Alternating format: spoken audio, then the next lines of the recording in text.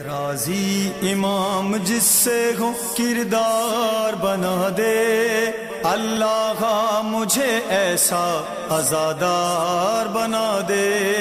راضی امام جس سے ہو کردار بنا دے، اللہ مجھے ایسا عزادار بنا دے۔ اعوذ باللہ من الشیطان الرجیم، بسم اللہ الرحمن الرحیم۔ الحمد للہ الذی جعلنا من المتمسکین بولایت علی ابن ابی طالب و اولادہ الطاہرین، والصلاۃ والسلام علی سید الانبیاء والمرسلین، خاتم النبیین بالقاسم محمد۔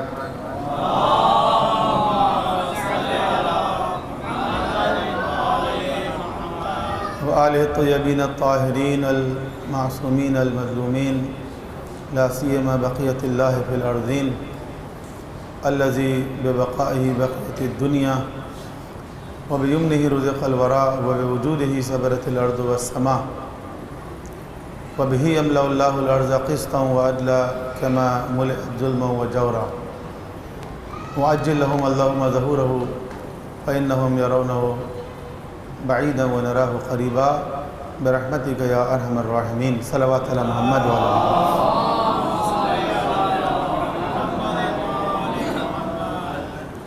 حضرت محترم، جو موضوع دیا گیا ہے یہاں پر وہ آپ کی بھی پیش نظر ہوگا، اور وہ عزاداری سید الشہداء سے متعلق ہے، جو کہ یہ ایام جس میں ہم لوگ یہاں اس پروگرام میں بیٹھے ہیں، یہ ہفتہ ولایت کے ایام ہیں۔ غدیر سے مباہلے تک، ایک تو خود واقعہ غدیر اہم ترین واقعہ ہے تاریخ اسلام کا، واقعہ مباہلہ۔ بعض روایتوں کے مطابق آیہ ولایت کا نزول بھی انہی دنوں میں ہوا۔ آیہ ولایت سورہ مائدہ کی آیت نمبر 55، انما ولیکم اللہ ورسولہ والذین آمنوا الذین یقیمون الصلاۃ ویؤتون الزکاۃ وہم راکعون، کہ تمہارا ولی اور سرپرست اللہ ہے اور اس کا رسول ہے، اور ایمان والوں میں سے وہ ہیں جو نماز قائم کرتے ہیں اور حالت رکوع میں زکوٰۃ دیتے ہیں۔ اس آیت کے نزول کا وقت بھی، دن بھی یہی ایام ہے۔ تاریخ اسلام میں کچھ ایسے واقعات ہیں کہ جو بہت اہم ہیں، اور ان کو باقی رکھنے کے لیے، سیلیبریٹ کرنے کے لیے کہا گیا۔ ان میں سب سے پہلا جو ہے وہ ہے بعثت، پیغمبر کی بعثت۔ ہمارے یہاں بعثت کو اتنا سیلیبریٹ نہیں کیا جاتا بر صغیر میں، اور اس کی وجہ میرے خیال ہے بعثت کے بارے میں ایک غلط فہمی ہے، کہ جب ہم کہتے ہیں پیغمبر اکرم صلی اللہ علیہ وآلہ وسلم، صلوات پڑھیے گا ان کے،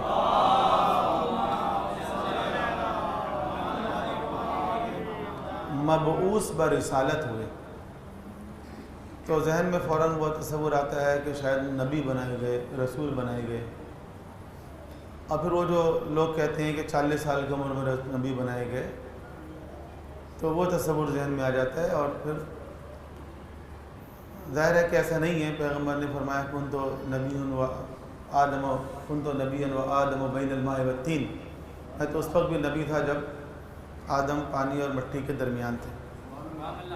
تو بعثت کا یہ مطلب نہیں ہے نبی بنانا، لیکن بعثت تاریخ اسلام کا اہم واقعہ ہے، کیونکہ اس سے پہلے کم از کم 500 سال تک کوئی نبی نہیں آیا، اور اس کے بعد خداوند عالم نے انسانیت سے ایک رابطہ قائم کیا، اور اسی رابطے کے ذریعے دین اسلام کا آغاز ہوا۔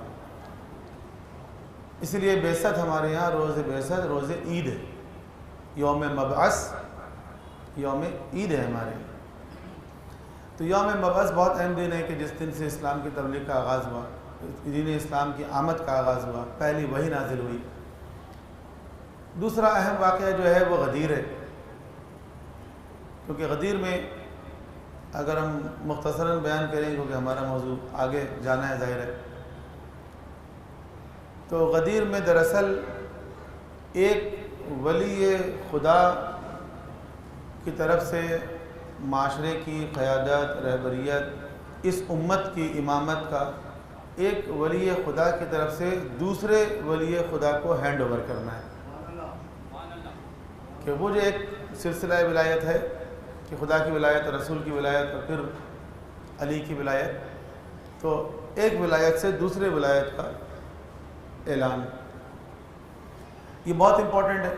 ائمہ تعلیم نے بھی اس کو بہت اہمیت دی ہے، اور معصوم علیہ السلام نے جب بھی کبھی اپنی لیجیٹیمیسی کو ثابت کیا ہے، یعنی اپنی قانونی شرعی حیثیت کو منوایا ہے کسی بھی پلیٹ فارم میں، کسی بھی جگہ پہ، تو انہوں نے غدیر سے استدلال کیا، غدیر کو ایک دلیل کے طور پر، ایک آرگومنٹ کے طور پر پیش کیا۔ اور ائمہ تعلیم کے بعد ہمارے علماء کی روش بھی یہی رہی۔ آج بھی اگر آپ کسی سے بات کریں اور بات غدیر پہ کریں تو آپ دیکھیں گے کہ یہ بات زیادہ مناسب ہوگی، زیادہ افیکٹو ہوگی۔ اس غدیر کو زندہ رکھنے کی ضرورت ہے، باقی رکھنے کی ضرورت ہے۔ اس کے بعد ہے جناب علی عاشورہ۔ اہل بیت اطہار نے، ایک تو میں نے عرض کیا کہ جب کبھی اپنی لیجیٹیمیسی کو ثابت کیا، قانونی اور شرعی حیثیت کو واضح انہوں نے کیا، تو غدیر سے استدلال کیا، اور جب کبھی اپنی مظلومیت کو ثابت کیا تو عاشورہ سے استدلال کیا، عاشورہ کو پیش کیا۔ یعنی انہوں نے یہ ظاہر کیا کہ دیکھو ہمارا اسٹیٹس یہ ہے اور ہمارے ساتھ امت نے یہ کیا۔ تو عاشورہ اس اعتبار سے کہ رہتی دنیا تک جب بھی جس دور کا انسان بھی آئے گا اور اہل بیت علیہ السلام کے فضائل اور کمالات کو دیکھے گا، ان کے اسٹیٹس کو دیکھے گا، امت کے حوالے سے جو ان کا مقام و مرتبہ ہے اس کو دیکھے گا، اس کے بعد جب یہ دیکھے گا کہ ان ہستیوں کے ساتھ یہ ہوا، تو خود بخود اہل بیت علیہ السلام کی مظلومیت اس کے دل میں آ جائے گی، اور ان سے ایک ہمدردی کا جذبہ خود بخود پیدا ہوگا۔ تو عاشور، اور مزید ہم کچھ بات کریں گے اس کے بعد، لیکن اس وقت آگے بڑھتے ہیں۔ اور چوتھا اہم جو ایونٹ ہے وہ امام زمانہ اجر اللہ فرجہ الشریف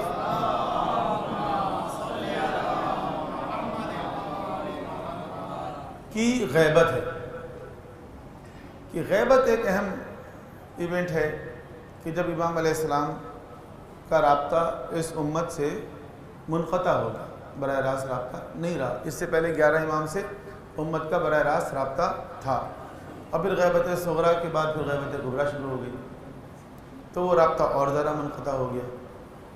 اچھا، اب ان کے حوالے سے جو اہم ذمہ داریاں آئیں وہ اس طرح کہ ہمیں چاہیے کہ ہم غدیر کو یاد رکھیں، غدیر کے پیغام کو پھیلائیں، ہر طرف پہنچائیں لوگوں تک، اور عاشورہ کو بھی یاد رکھیں، اس لیے کہ اتنا بڑا واقعہ ہے، اتنی بڑی قربانی ہے کہ وہ قربانی بار بار نہیں دی جا سکتی۔ کوئی واقعہ جو بار بار نہیں ہو سکتا، کوئی فرض کریں کہ یہ لیکچر ہو رہا ہے، اب یہ لیکچر بار بار نہیں ہو سکتا، ہر جگہ یہ لیکچر نہیں ہو سکتا، تو آپ کیا کر رہے ہیں، آپ اس کو ریکارڈ کر رہے ہیں، ریکارڈ کر کے کسی بھی جگہ آڈیو کی صورت میں، ویڈیو کی صورت میں، کسی ویب سائٹ پہ ڈال دیں، تو اب یہ ایونٹ تو بار بار نہیں ہوگا، لیکن بار بار یہ چیز دہرائی جا سکتی ہے۔ تو وہ قربانی جو امام حسین علیہ السلام نے دی، وہ اب دوبارہ نہیں دی جا سکتی۔ ٹھیک ہے، ائمہ علیہ السلام کا مقام و مرتبہ جو کچھ بھی ہے ہم کمپیئر نہیں کر رہے، لیکن وہ قربانی جو سید الشہداء نے کربلا میں دی دوبارہ نہیں دی جا سکتی، اور اس کی بہت ساری وجوہات ہیں، صرف یہ نہیں کہ امام حسین علیہ السلام کی طرف کوئی قربانی دے نہیں سکتا، دے سکتے ہو پھر بھی بہت مشکل ہے۔ مثال کے طور پر سید الشہداء کے جو ایڈوانٹیجز حاصل تھے کربلا میں، خود آپ نے فرمایا کہ جیسے میرے اصحاب ہیں، میں نے نہیں سنے کسی اور کے اصحاب ایسے ہیں، وہ اصحاب کی دوبارہ نہیں مل سکتے کسی اور کو۔ جیسے خدا نے ان کو فرزند عطا کیے جناب علی اکبر جیسے، جیسے بھائی دیا جناب عباس جیسے، وہ دوبارہ تو نہیں آ سکتے۔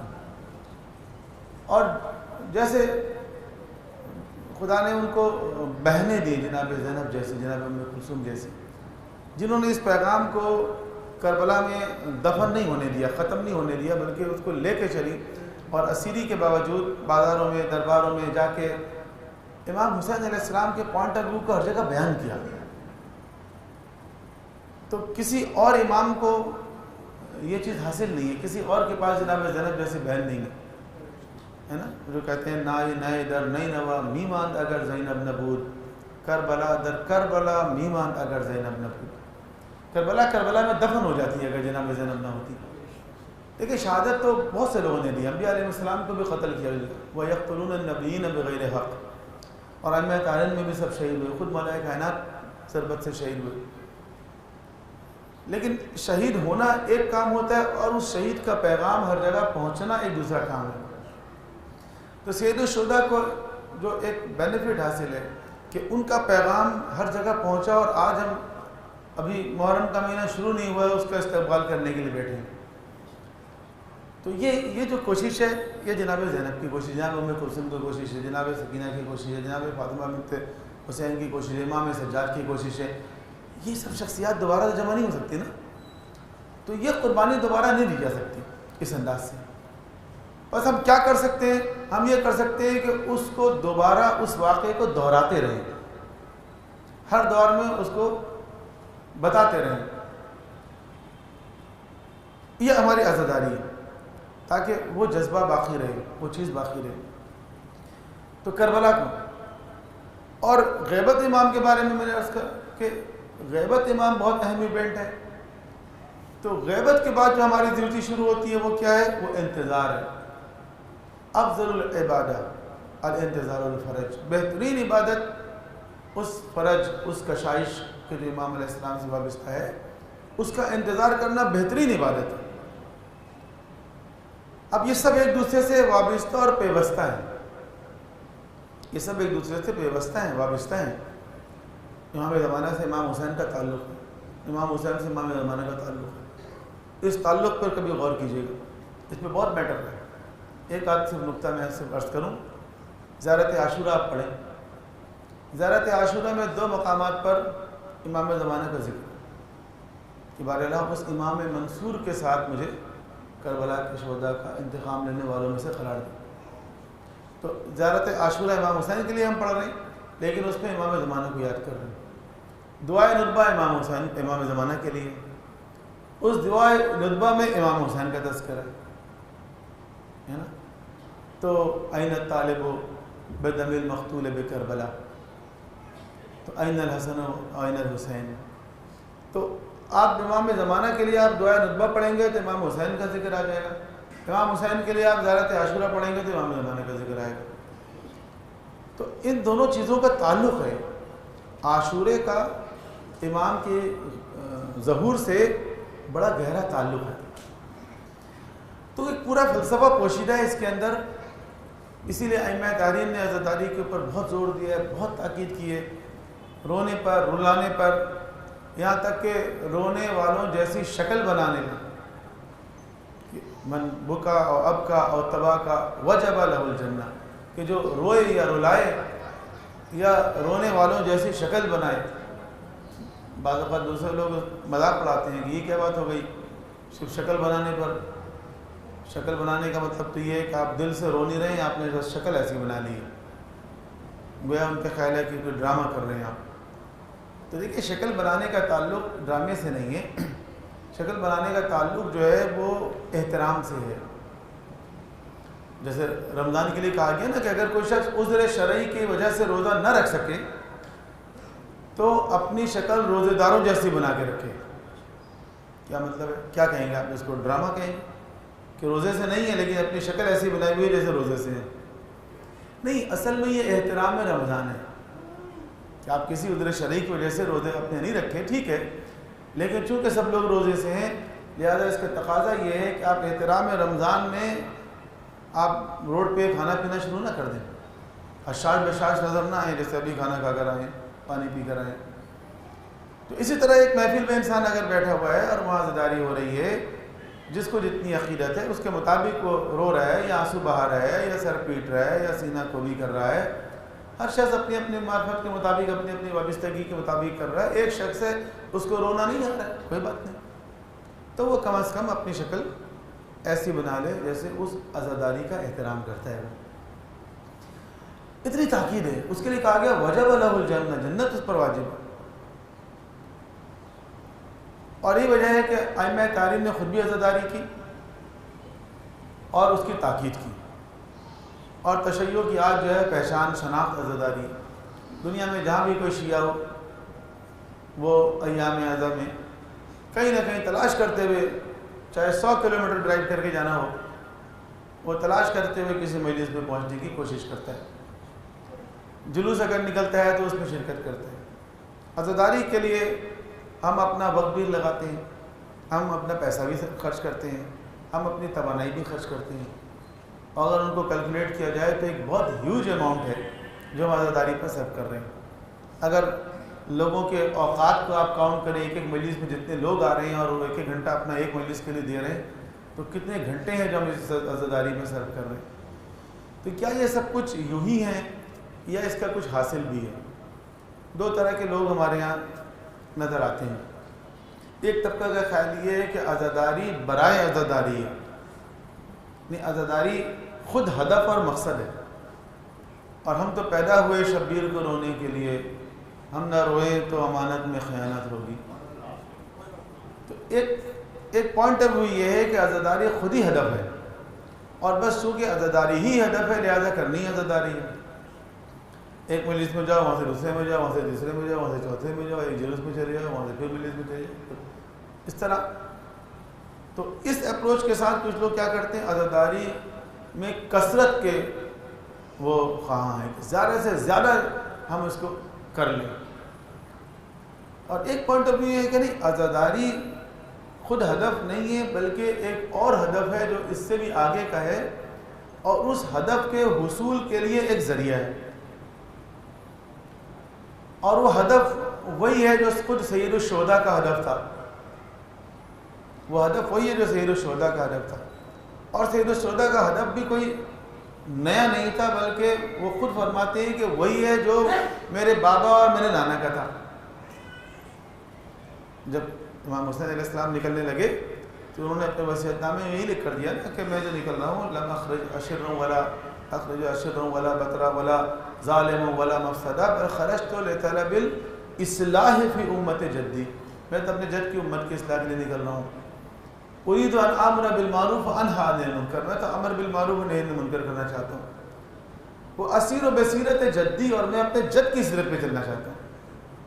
وہ ابی علی ابن ابی طالب، اور اپنے والد گرامی علی ابن ابی طالب کی سیرت پہ چلنا چاہتا ہوں. اور یہ سیرت بھی وہی ہے جو گزشتہ انبیاء سے چلی آ رہی ہے. اس لیے جب امام حسین علیہ السلام کی زیارت پڑھتے ہیں تو کہتے ہیں السلام علیکم یا وارث آدم صفوۃ اللہ، السلام علیکم یا وارث نوح النبی اللہ، السلام علیکم وارث ابراہیم خلیل اللہ.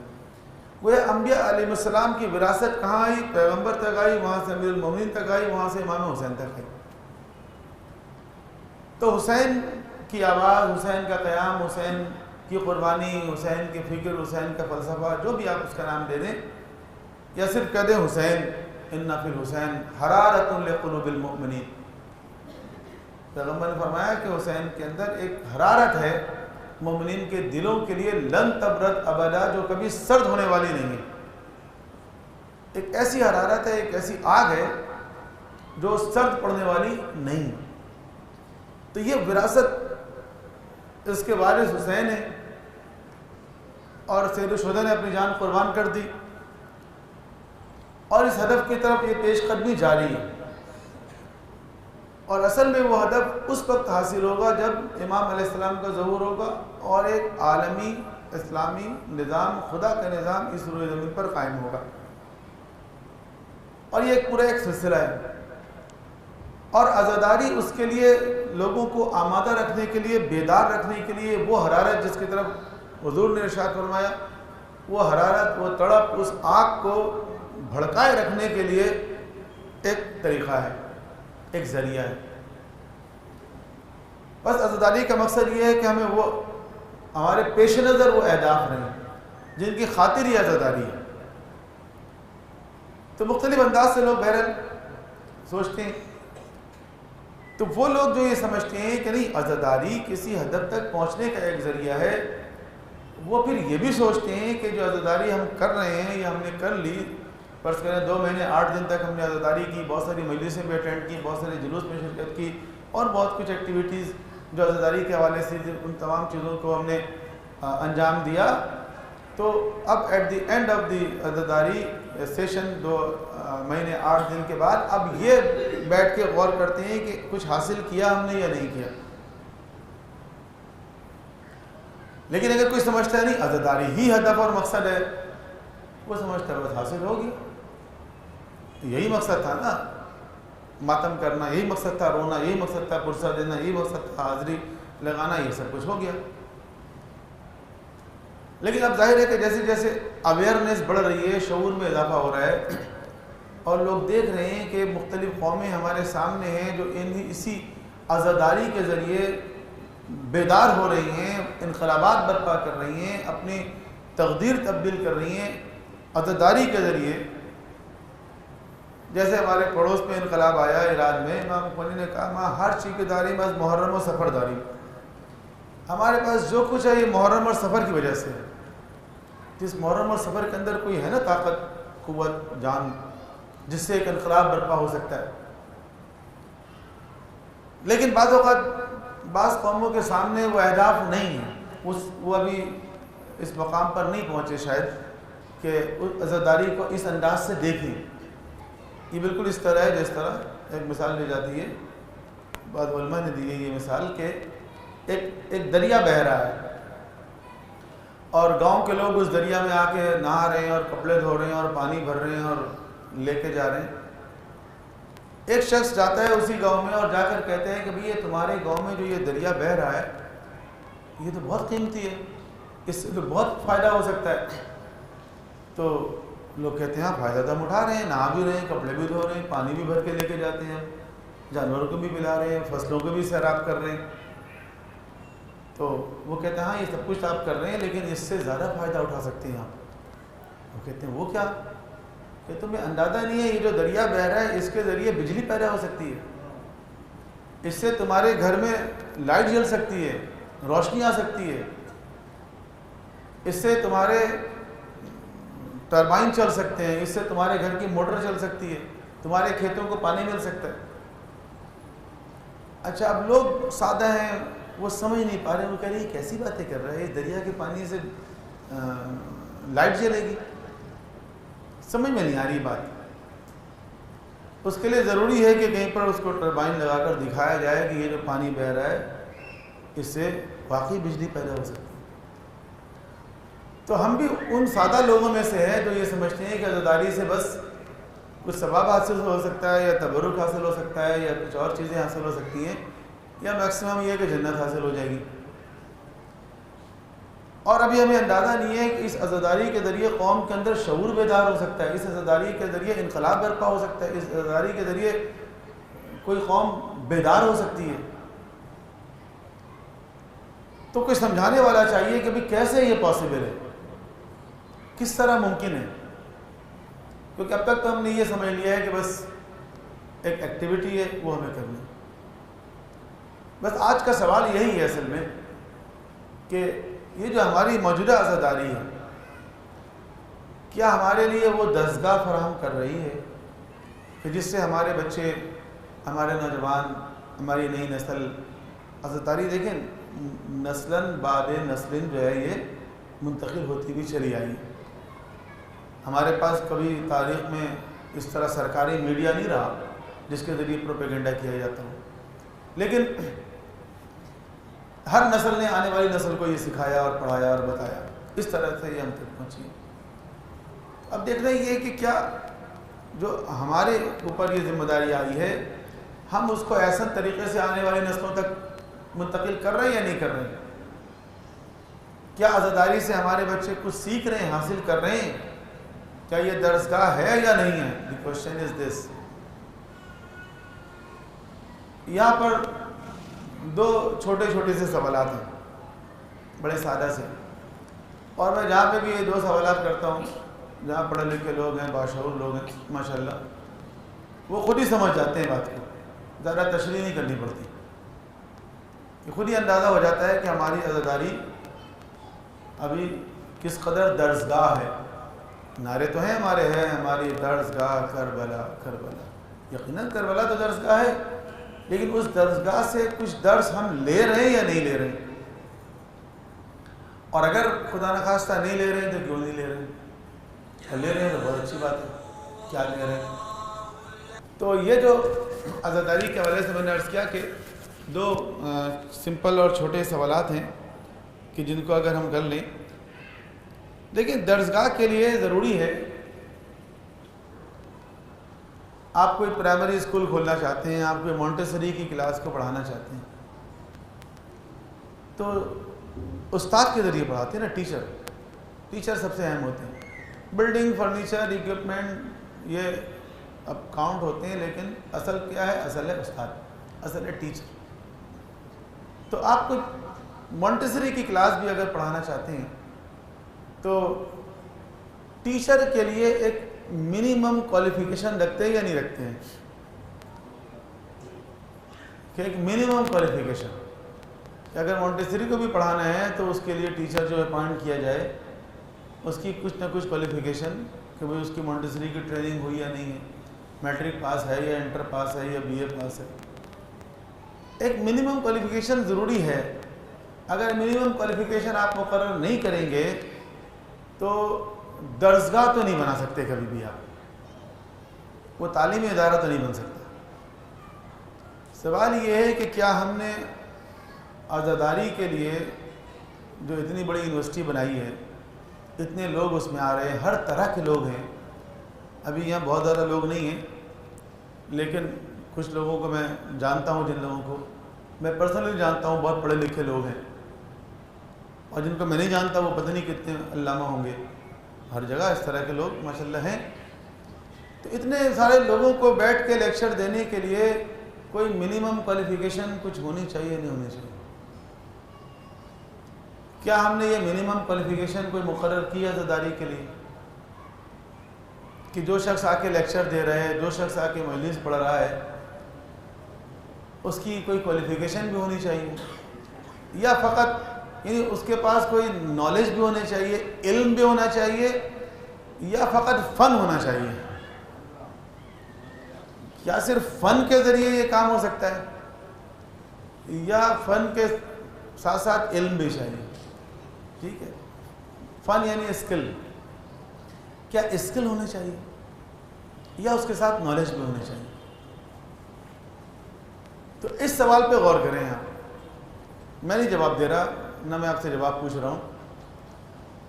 جواب آپ خود ہی سوچ لیں کہ اگر آپ کوئی منیمم کوالیفیکیشن مقرر نہیں کریں گے تو آپ اس عزاداری سے کوئی درس والا کام، کوئی پیغام رسانی کا کام، کوئی تربیت والا کام کر سکیں گے یا نہیں کر سکیں گے؟ تو ایک تو سادہ سا سوال یہ. دوسرا یہ ہے کہ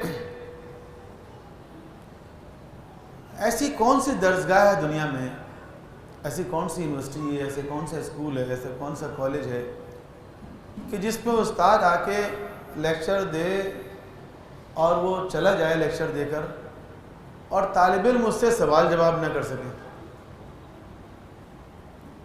کوشچن آنسر سیشن نہ ہو، یا سوال و جواب کرنا جو ہے وہ پروٹوکول کے خلاف ہو؟ تو درسگاہ تو نہیں بنا سکتے آپ. ایک شخص کی اگر میں نے 1 گھنٹے کی تقریر سنی، روزانہ میں سن رہا ہوں، 10 دن میں 10 گھنٹے سن لیے میں نے، تو اتنا تو حق ہے نا میں ایک سوال بھی کروں ان سے کہ یہ آپ نے ایک بات جو کی ہے یہ میری سمجھ میں نہیں آئی. فرض کریں ایک طالب علم کہہ سکتا ہے نا کہ سر آپ نے جو یہ بات کی ہے سوری میں سمجھ نہیں سکا، آپ نے جو یہ بات کی ہے یہ کہاں لکھی ہوئی ہے، یہ بات آپ نے جو یہ واقعہ پڑھا ہے یہ کسی کتاب میں بھی ہے یا نہیں ہے، آپ نے جو آیت پڑھی ہے پلیز اس کا ایڈریس بھی بتا دیں، آپ نے جو حدیث پڑھی ہے یہ ذرا کتاب کا بھی حوالہ دے دیں، میں بھی جا کے گھر میں دیکھ لوں. کیا یہ کوئی توہین ہے، یہ بدتمیزی ہے، یہ عزاداری کے پروٹوکول کے خلاف ہے؟ ٹھیک ہے، جو ہمارا ایک فارمیٹ چل رہا ہے اس وقت فرض کریں مجلس اعضاء کا، اس میں جناب ذاکر صاحب پہلے آتے ہیں، بیٹھتے ہیں، خطبہ پڑھتے ہیں، پھر تھوڑی سی تقریر کرتے ہیں، پھر آخر میں مسائل پڑھتے ہیں. آپ کہیں گے جی درمیان میں سوال جواب کریں گے، یہ پورا ڈسٹرب ہو جائے گا. اور چونکہ اختتام ایک خاص کلائمیکس پر ہوتا ہے تو وہ انوائرمنٹ جو ہے وہ بن نہیں پائے گا. کوئی بات نہیں، ویئر دیر از اے ول دیر از اے وے. اگر آپ کا ارادہ ہو کوئی نہ کوئی صورت نکال لیتے ہیں. یہ تو دیکھیں طے کرنے کی بات ہے کہ کس طرح ہوگا. یہ ایک ثانوی معاملہ ہے. کئی طریقے ہو سکتے ہیں، وہ ہمارا طے کرنا اس وقت موضوع نہیں ہے، لیکن کرنا چاہیں تو ہو سکتا ہے. کیوں نہیں ہو سکتا؟ آپ نے پہلی مجلس سنی، جو سوالات آپ کے ذہن میں آئے آپ نے وہ سوالات، آج کل تو 100 طریقے ہیں، آپ SMS کر دیں، آپ ای میل کر دیں، واٹس ایپ میں بھیج دیں، آپ مجلس میں ڈراپ باکس رکھ دیں کہ بھائی آپ کے سوالات اس میں ڈال دیں. دوسرے دن مجلس سے پہلے علامہ صاحب کو، ذاکر صاحب کو، عالم صاحب جو بھی پڑھ رہے ہیں ان کو آپ کو دے دیں بھی یہ کل جو آپ نے تقریر کی تھی کچھ سوالات آئے ہیں، دیکھ لیں آپ ایک نظر اس کو. آپ اپنی تقریر میں ہی جواب دے دیں بیچ میں کہیں پہ بھی. 10 دن آپ نے تقریر کر دی، ایک دن 11واں دن ایک رکھ لیں آپ کوشچن آنسر سیشن کے لیے کہ 10 دن تک آپ نے تقریر کی، ایک دن آپ لوگوں کے ساتھ بیٹھ رہے ہیں. کچھ لوگ جو سوال جواب کرنا چاہتے ہیں، پوچھنا چاہتے ہیں، سمجھنا چاہتے ہیں، ایک دن وہ رکھ لیتے ہیں. یعنی کئی طریقے ہو سکتے ہیں، ایسا نہیں ہے کہ نہیں ہو سکتا. کرنا چاہیں تو بہت کچھ ہو سکتا ہے.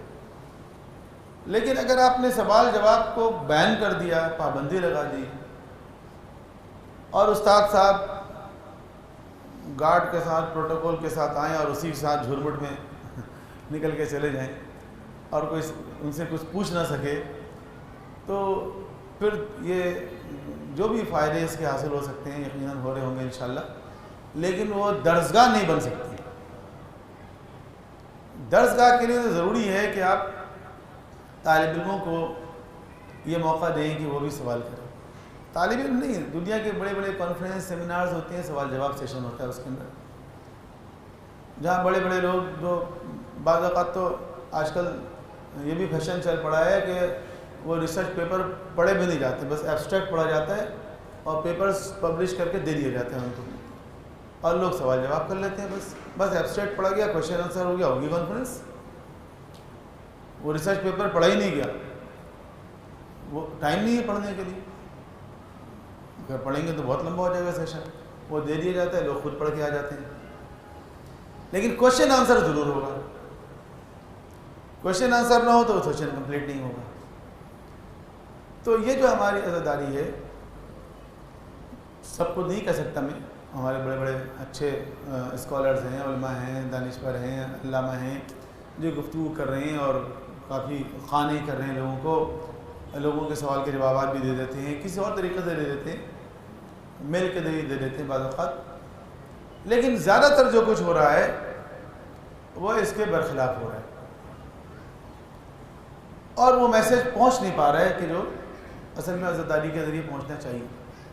ہمارے بچوں کی وہ تربیت ہو نہیں پا رہی.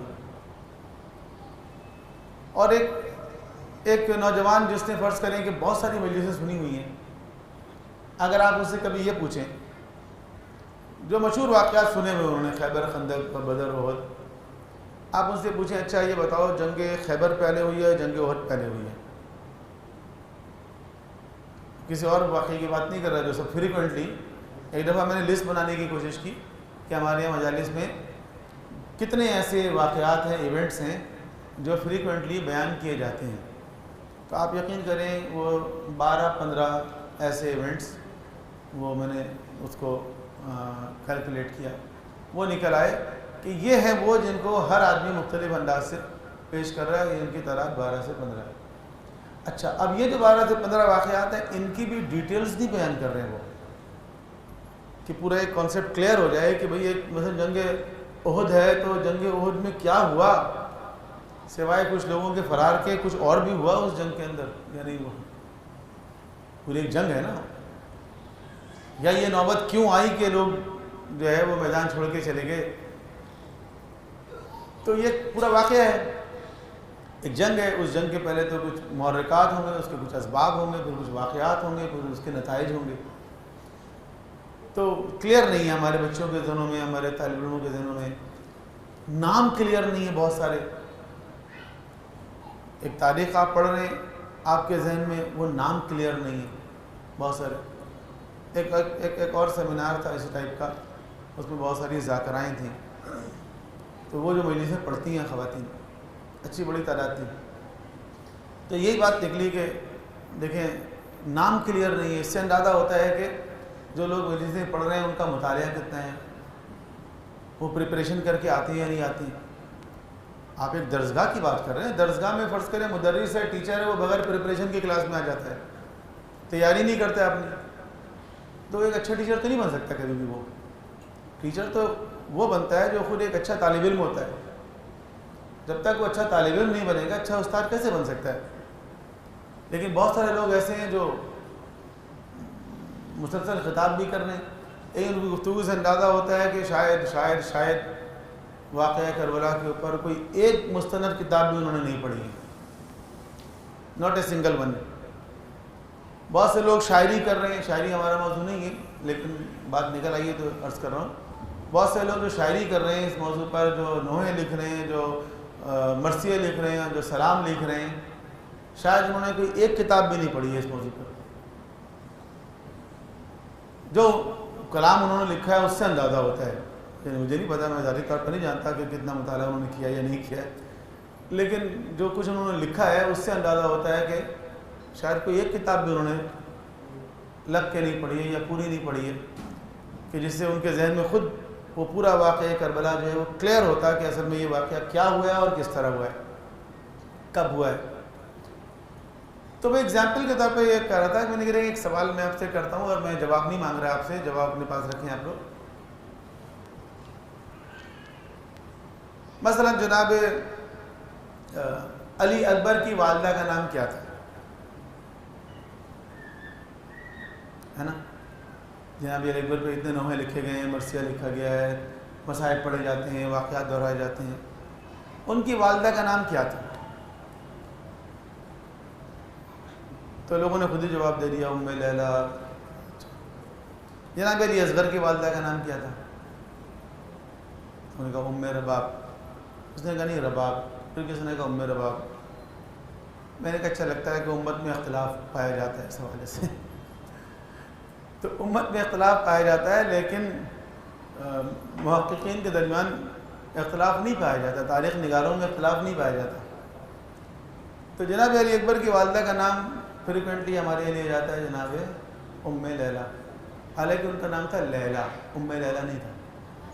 لیلہ بنت مرہ ثقفی، بنو ثقیف سے ان کا تعلق تھا۔ جناب علی اصغر کی والدہ کا نام تھا رباب بنت امراء القیس، ام رباب نہیں رباب۔ ام رباب کا مطلب رباب کی ماں، ام لیلہ کا مطلب لیلہ کی ماں۔ تو امام حسین کی کوئی بیٹی لیلہ تو نہیں تھی نا۔ تو اب آپ دیکھیں کہ کتنی فریکوینٹلی یہ چیزیں جو ہیں وہ بیان کی جاتی ہیں لیکن اس کی توجہ نہیں ہے اس کے اوپر۔ حالانکہ آپ اگر تاریخ بیان کر رہے ہیں، اگر آپ واقعہ بیان کریں، اس کا مطلب تاریخ بیان کر رہے ہیں نا، آپ اگر تاریخ بیان کر رہے ہیں تو تاریخ میں نیم اور پلیس اور ڈیٹ اور یہ تو بہت ہی امپورٹنٹ ہوتا ہے۔ اس کے بغیر آپ تاریخ کیسے بیان کر سکتے ہیں؟ اسی پر تو فوکس ہوتا ہے۔ لیکن اگر آپ نام ہی صحیح نہیں بتا رہے ہیں، اگر آپ ڈیٹ صحیح نہیں بتا رہے ہیں، اگر آپ پلیس صحیح نہیں بتا رہے ہیں، تو اس کا مطلب یہ ہے کہ آپ کو ہسٹری پتہ ہی نہیں ہے اور آپ ہسٹری ہی پڑھ رہے ہیں۔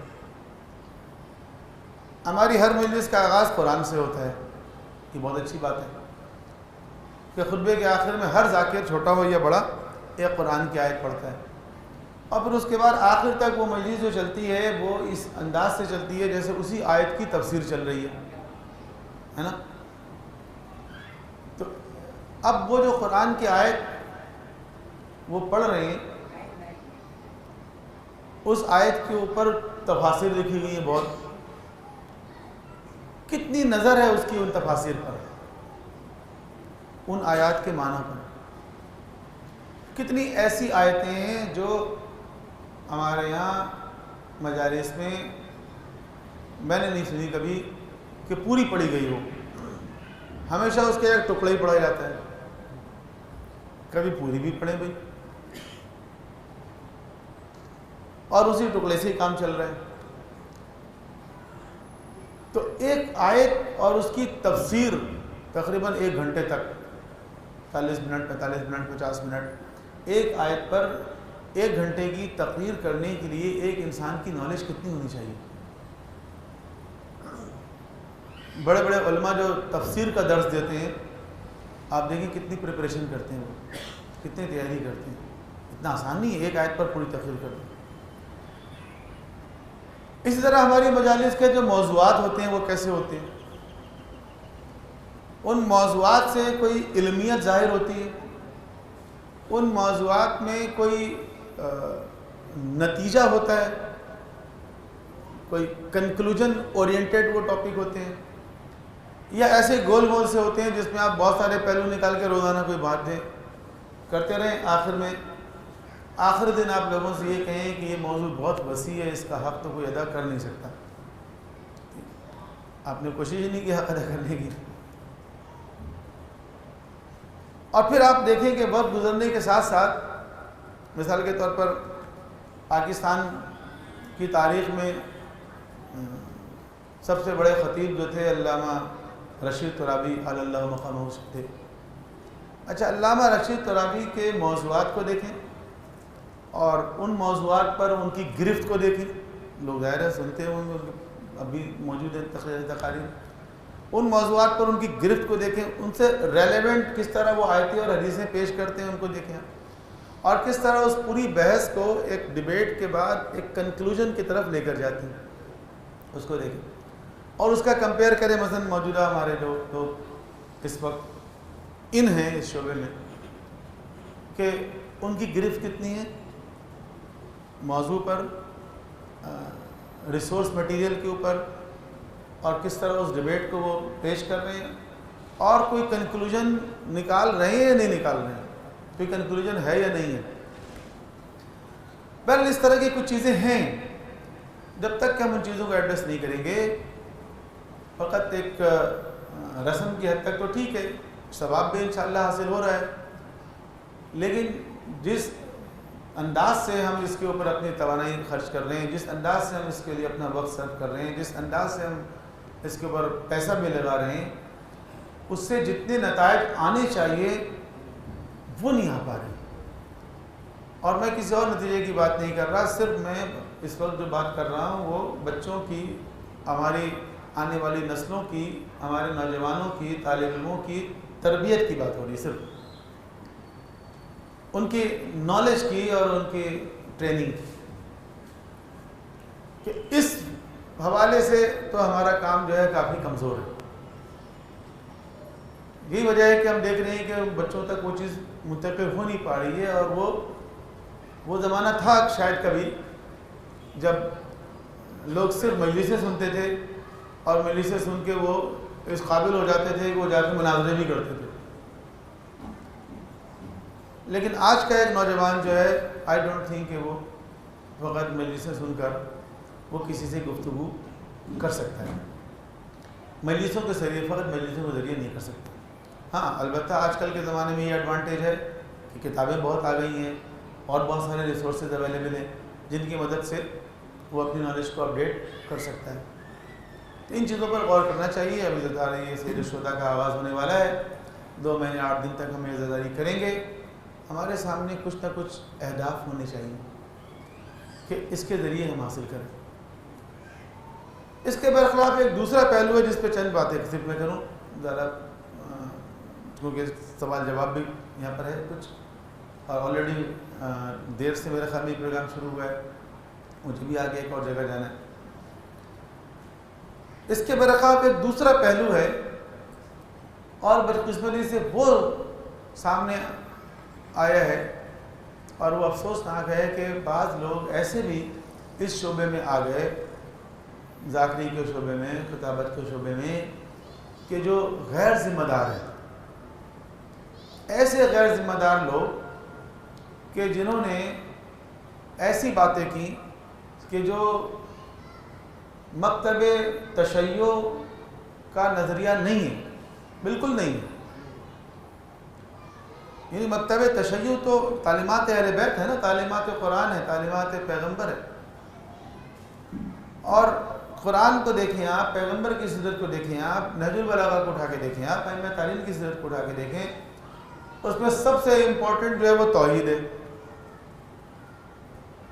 سب سے اہم توحید ہے۔ نہج البلاغہ کا سب سے پہلا خطبہ کس چیز کے اوپر ہے؟ توحید کے اوپر ہے۔ ابھی یوم عرفہ گزرا ہے، سید الشہداء کے امام حسین علیہ السلام کی دعائے عرفہ کیسی معرفت سے بھرپور دعا ہے، توحید سے بھرپور دعا ہے۔ صحیفہ کاملہ کے آپ دعاؤں کو اٹھا کے دیکھیں، توحید ہے۔ نہج البلاغہ کے وہ خطبات جو کسی اور موضوع پر ہے، چاہے سیاسی موضوعات پر ہوں، آغاز ان کا بھی توحید سے ہوتا ہے، خدا کی حمد و ثنا سے ہوتا ہے۔ یہ کیا وجہ ہے کہ کچھ لوگ جو ہیں وہ سب سے زیادہ عزاداری کے نام پر توحید کو نشانہ بنانے پہ تلے ہوئے ہیں، اور وہ ایسی باتیں کر رہے ہیں جو کم از کم شیعت کا نظریہ نہیں ہے، مکتب تشیع کا تو یہ نظریہ نہیں ہے۔ تو ایک تو ایسے لوگ آ گئے اور انہوں نے ایسی رقیق باتیں کر دی ہیں۔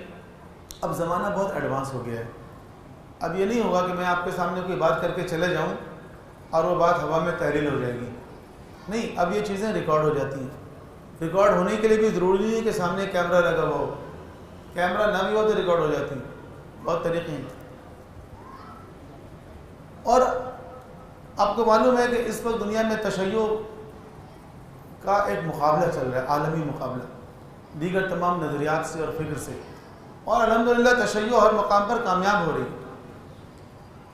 تو ایسے میں جو ہمارے مخالفین ہیں وہ کیا کرتے ہیں، وہ اسی قسم کے لوگوں کی کلپس نکالتے ہیں اور نکال کے اس کو لوگوں کے سامنے پیش کرتے ہیں اور کہتے ہیں دیکھو شیعہ یہ ہیں،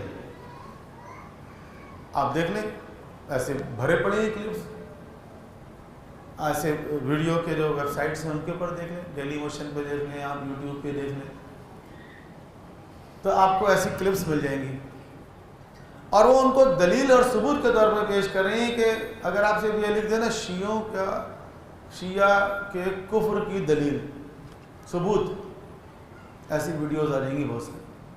وہ ویڈیوز کن کی ہے؟ وہ ہمارے ہی ذاکرین کی ہے، وہ ہمارے ہی ذاکرین کی ہے۔ کوئی اس میں یہ کہہ رہا ہے کہ آپ اس طرح اگر کہہ دیں کہ علی اللہ، اللہ علی، تو یہ کیا میسج جا رہا ہے؟ کوئی کہہ رہا ہے گھوڑے کو سجدہ کرو، پوری قوم جو ہے وہ ذوالجناح کو سجدہ کرے، یہ مکتب تشیع ہے، ذوالجناح کو سجدہ کرنا؟ نہیں، ذوالجناح ہم نے اس لیے نکالا ہے، ذوالجناح تو ہم نے شبیہ کے طور پر نکالا ہے نا، امام حسین کے گھوڑے کی شبیہ ہے وہ، تو شبیہ کے لیے نکالا ہے، یا ذوالجناح کو ہم نے معاذ اللہ کی بت پرستی کے لیے نکالا ہے؟ اور پھر وہ یہی کہتے ہیں کہ ہندو جو ہے وہ گائے پوجتے ہیں اور شیعہ جو ہے گھوڑا پوجتے ہیں، ہمارے ہی ایک ذاکر کے کلپ دکھا رہے ہیں، وہ اس کو سنا رہے ہیں بار بار۔ تو یہ اس طرح کی چیزیں جب سامنے آتی ہیں، اچھا اب ہم بھی اس پوزیشن میں ہیں کہ آپ کھل کے ان کو ڈس اون بھی نہیں کر سکتے۔ اگر آپ ڈس اون کریں گے، جو کہ کر دینا چاہیے میرے خیال میں، لیکن اگر آپ ڈس اون کریں گے تو آپ اپنی قوم کے اندر انتشار پیدا کریں گے، کیونکہ ان کے ہر ایک کے جو ہے وہ سپورٹر بھی ہیں لوگ اور مخالف بھی ہیں۔ لیکن ہو کیا رہا ہے، الٹیمیٹلی یہ پورا مکتب جو ہے ان کی وجہ سے بدنام ہو رہا ہے، مکتب تشیع کا ایک غلط امیج جا رہا ہے، ہمارے خلاف جو ہے وہ لوگ باتیں کر رہے ہیں، نمبر 1۔ نمبر 2 یہ کہ اسی طرح کے بعض ایسے غیر ذمہ دار لوگ ہیں جو ایسی تقریریں کر رہے ہیں جس سے مسلمانوں کے درمیان انتشار اور اختلاف پیدا ہو رہے ہیں۔ وہ آتے ہیں، تقریر کرتے ہیں، اپنے گارڈ وارڈ کے ساتھ نکل کے چلے جاتے ہیں، بعد میں لوگ لڑ رہے ہوتے ہیں اس علاقے کی، اس آبادی کی۔ ایسے بہت سارے علاقے ہیں پاکستان کے کہ جہاں پر لڑائی جو ہے وہ ایک ذاکر کی تقریر سے ہوئی۔ اب اس قسم کے جو لوگ ہیں جو غیر ذمہ داری سے تقریر کر رہے ہیں، جو لوگوں کو آپس میں لڑوا رہے ہیں، مسلمانوں کے درمیان انتشار اور افتراق پیدا کر رہے ہیں، تو کیا وہ سید الشہداء کے کاز پر کام کر رہے ہیں؟ امام حسین علیہ السلام تو نکلتے ہوئے کہہ رہی ہیں کہ خرجت لطلب الاصلاح فی امت جدی، میں تو اس امت کی اصلاح کے لیے نکل رہا ہوں۔ تو حسین کا جب ذکر ہوگا تو اصلاح کی بات ہوگی نا، فساد کی بات تو نہیں ہوگی، کیونکہ حسین کا کاز ہی اصلاح ہے، حسین کا ایجنڈا اصلاح ہے، حسین کا پروگرام اصلاح ہے، اصلاح امت۔ حسین تو کہہ رہے ہیں کہ میں امت کی اصلاح کے لیے نکل رہا ہوں،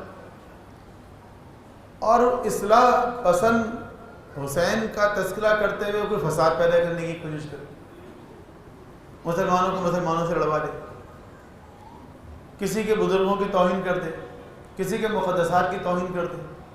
بھئی کسی کو حق نہیں ہے کہ کسی کی توہین کرے، کسی کو ہم اجازت دیں گے کہ ہمارے مقدسات کی کوئی توہین کرے؟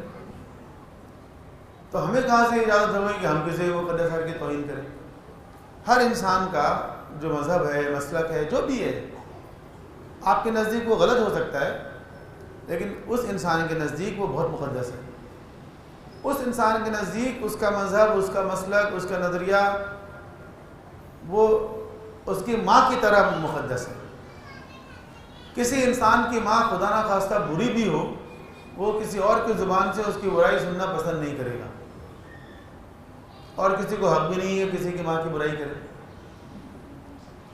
تو ایسے لوگ جو عزاداری کے نام پر آ کر انتشار کی بات کرتے ہیں، افتراق کی بات کرتے ہیں، لڑواتے ہیں، چاہے وہ دلیل بھی دے رہے ہوں۔ دیکھیں ایک بات تو طے ہے نا کہ مسلمانوں کے درمیان کچھ نہ کچھ اختلافات تو ہیں، اگر اختلافات نہ ہوتے تو آج اتنے فرقے کیوں بنتے؟ کوئی شیعہ ہے، کوئی سنی ہے، کوئی سنیوں میں دیوبندی ہے، کوئی بریلوی ہے، کوئی اہل حدیث ہے، یہ مختلف الخیال لوگ ہیں نا، ان کے درمیان اختلافات تو ہیں، اختلافات تو ہیں، لیکن آپ ان اختلافات کو جا کے اور ایک چنگاری کی طرح اختلافات آپ ہوا دے کر اس کو اور بھڑکا دیں۔ تو اس پہ بھی امام خمینی نے فرمایا تھا کہ شیعہ و سنی کے درمیان اختلافات کو ہوا دینے والا نہ شیعہ ہے نہ سنی، بلکہ استعمار کا ایجنٹ ہے، ہوا دینے والا۔ اختلاف تو ہے مسلمانوں میں، آپ ان اختلافات کو پبلک میں جا کے بیان کریں، اس سے اختلاف بڑھے گا، وہ چنگاری بھڑک اٹھے گی، آگ لگے گی، لڑائی ہوگی۔ اچھا یہ آدمی کہتا ہے میں تو کوئی استعمار کا ایجنٹ نہیں ہوں، میں تو کسی سے نہ ڈالر لیتا ہوں، نہ ریال لیتا ہوں، نہ تو مان لیتا ہوں۔ بھئی ضروری نہیں ہے کہ ہر استعمار کے ایجنٹ کو استعمار تنخواہ بھی دیتا ہو۔ یہ بھی حضرت امام خمینی کی اصطلاح ہے، وہ کہتے ہیں کچھ ہوتے ہیں مزدور بی مزد، ایسے مزدور جو بغیر مزدوری کے کام کرتے ہیں، کہ وہ فی سبیل اللہ کام کر رہے ہیں، اصل میں وہ کام وہ کر رہا ہے کہ جس کا فائدہ اسلام اور مسلمانوں کو نہیں ہو رہا ہے، بلکہ اس کا فائدہ اس طاغوت کو، استعمار کو ہو رہا ہے۔ وہ ایسا کام کر رہا ہے، قربتاً اللہ کر رہا ہے، ثواب کی نیت سے کر رہا ہے، خلوص کے ساتھ کر رہا ہے، لیکن ایسی ناسمجھی کے ساتھ کر رہا ہے کہ اس کا الٹیمیٹ فائدہ کس کو ہو رہا ہے؟ طاغوت کو ہو رہا ہے، استعمار کو ہو رہا ہے، اسلام دشمن قوتوں کو ہو رہا ہے۔ تو یہ وہ استعمار کا ایجنٹ ہے جو بغیر تنخواہ کے کام کر رہا ہے، اگر تنخواہ نہیں لے رہا ہے۔ کچھ لوگ لے بھی رہے ہیں، ایسی بات نہیں ہے، سب فری میں کام کر رہے ہیں۔ تو ہمارے درمیان آ کر ہماری مجلسوں میں اور ہمارے اجتماعات میں کچھ لوگ آ جائیں اور وہ آ کر اس قسم کی ویڈیوز میں نے جو بات دیکھی تو حیرانی اس بات پہ ہوتی ہے کہ لوگ کھڑے ہو کے داد دیتے اچھل اچھل کے، بعض اوقات انتہائی نان سینس بات وہ کر رہے ہیں، پھر بھی لوگ کھڑے ہو کے اچھل اچھل کے داد دے رہے ہیں۔ تو دیکھیں مجلس پڑھنے والے کی بھی ذمہ داریاں ہیں، مجلسیں جو منعقد کرواتے ہیں، بانی مجلس، ذاکر مجلس کی بھی کچھ ذمہ داریاں ہیں، بانی مجلس کی بھی کچھ ذمہ داریاں ہیں، اور سامعین مجلس کی بھی کچھ ذمہ داریاں ہیں۔ ایسے اختلافات پیدا کرنے والوں کو اگر آپ انکریج کریں گے وہ اور زیادہ بیان کریں گے، لیکن اگر آپ ڈسکریج کریں گے تو وہ نہیں بیان کریں گے۔ اگر آپ ان کو باہر نکلتے ہوئے کہہ دیں نا کہ جو آپ نے بات کی یہ صحیح نہیں کی، دیکھیں اس سے اختلافات ہوں گے، اتحاد کی بات کریں، محبت کی بات کریں، اہل بیت کا پیغام محبت کا پیغام ہے، سید الشہداء کا پیغام اصلاح کا پیغام ہے، اس میں ایسی بات ہم کیوں کریں جس سے کسی کی دل آزاری ہو، کسی کے مقدسات کی توہین ہو۔ بس کافی میں نے آپ کا وقت لیا، یہی میں روک دیتا ہوں، ضروری سوال جواب ہے تو میں حاضر ہوں۔ ایک صلوات پڑھیں محمد و آل محمد۔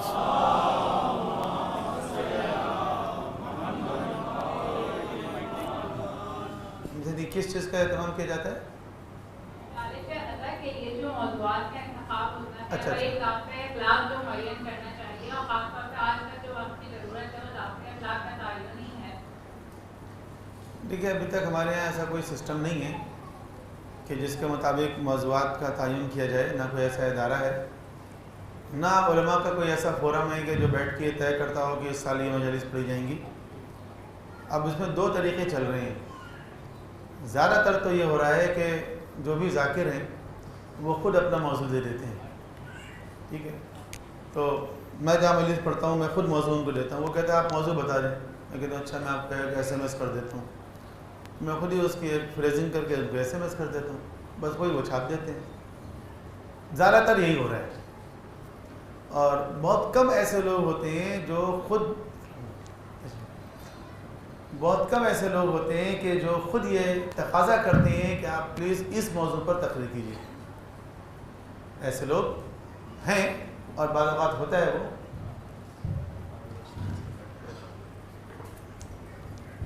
لیکن بہت کم ہوتا ہے. تو زیادہ تر جو ہے وہ ذاکر کو خود ہی موضوع کا تعین کرنا ہوتا ہے.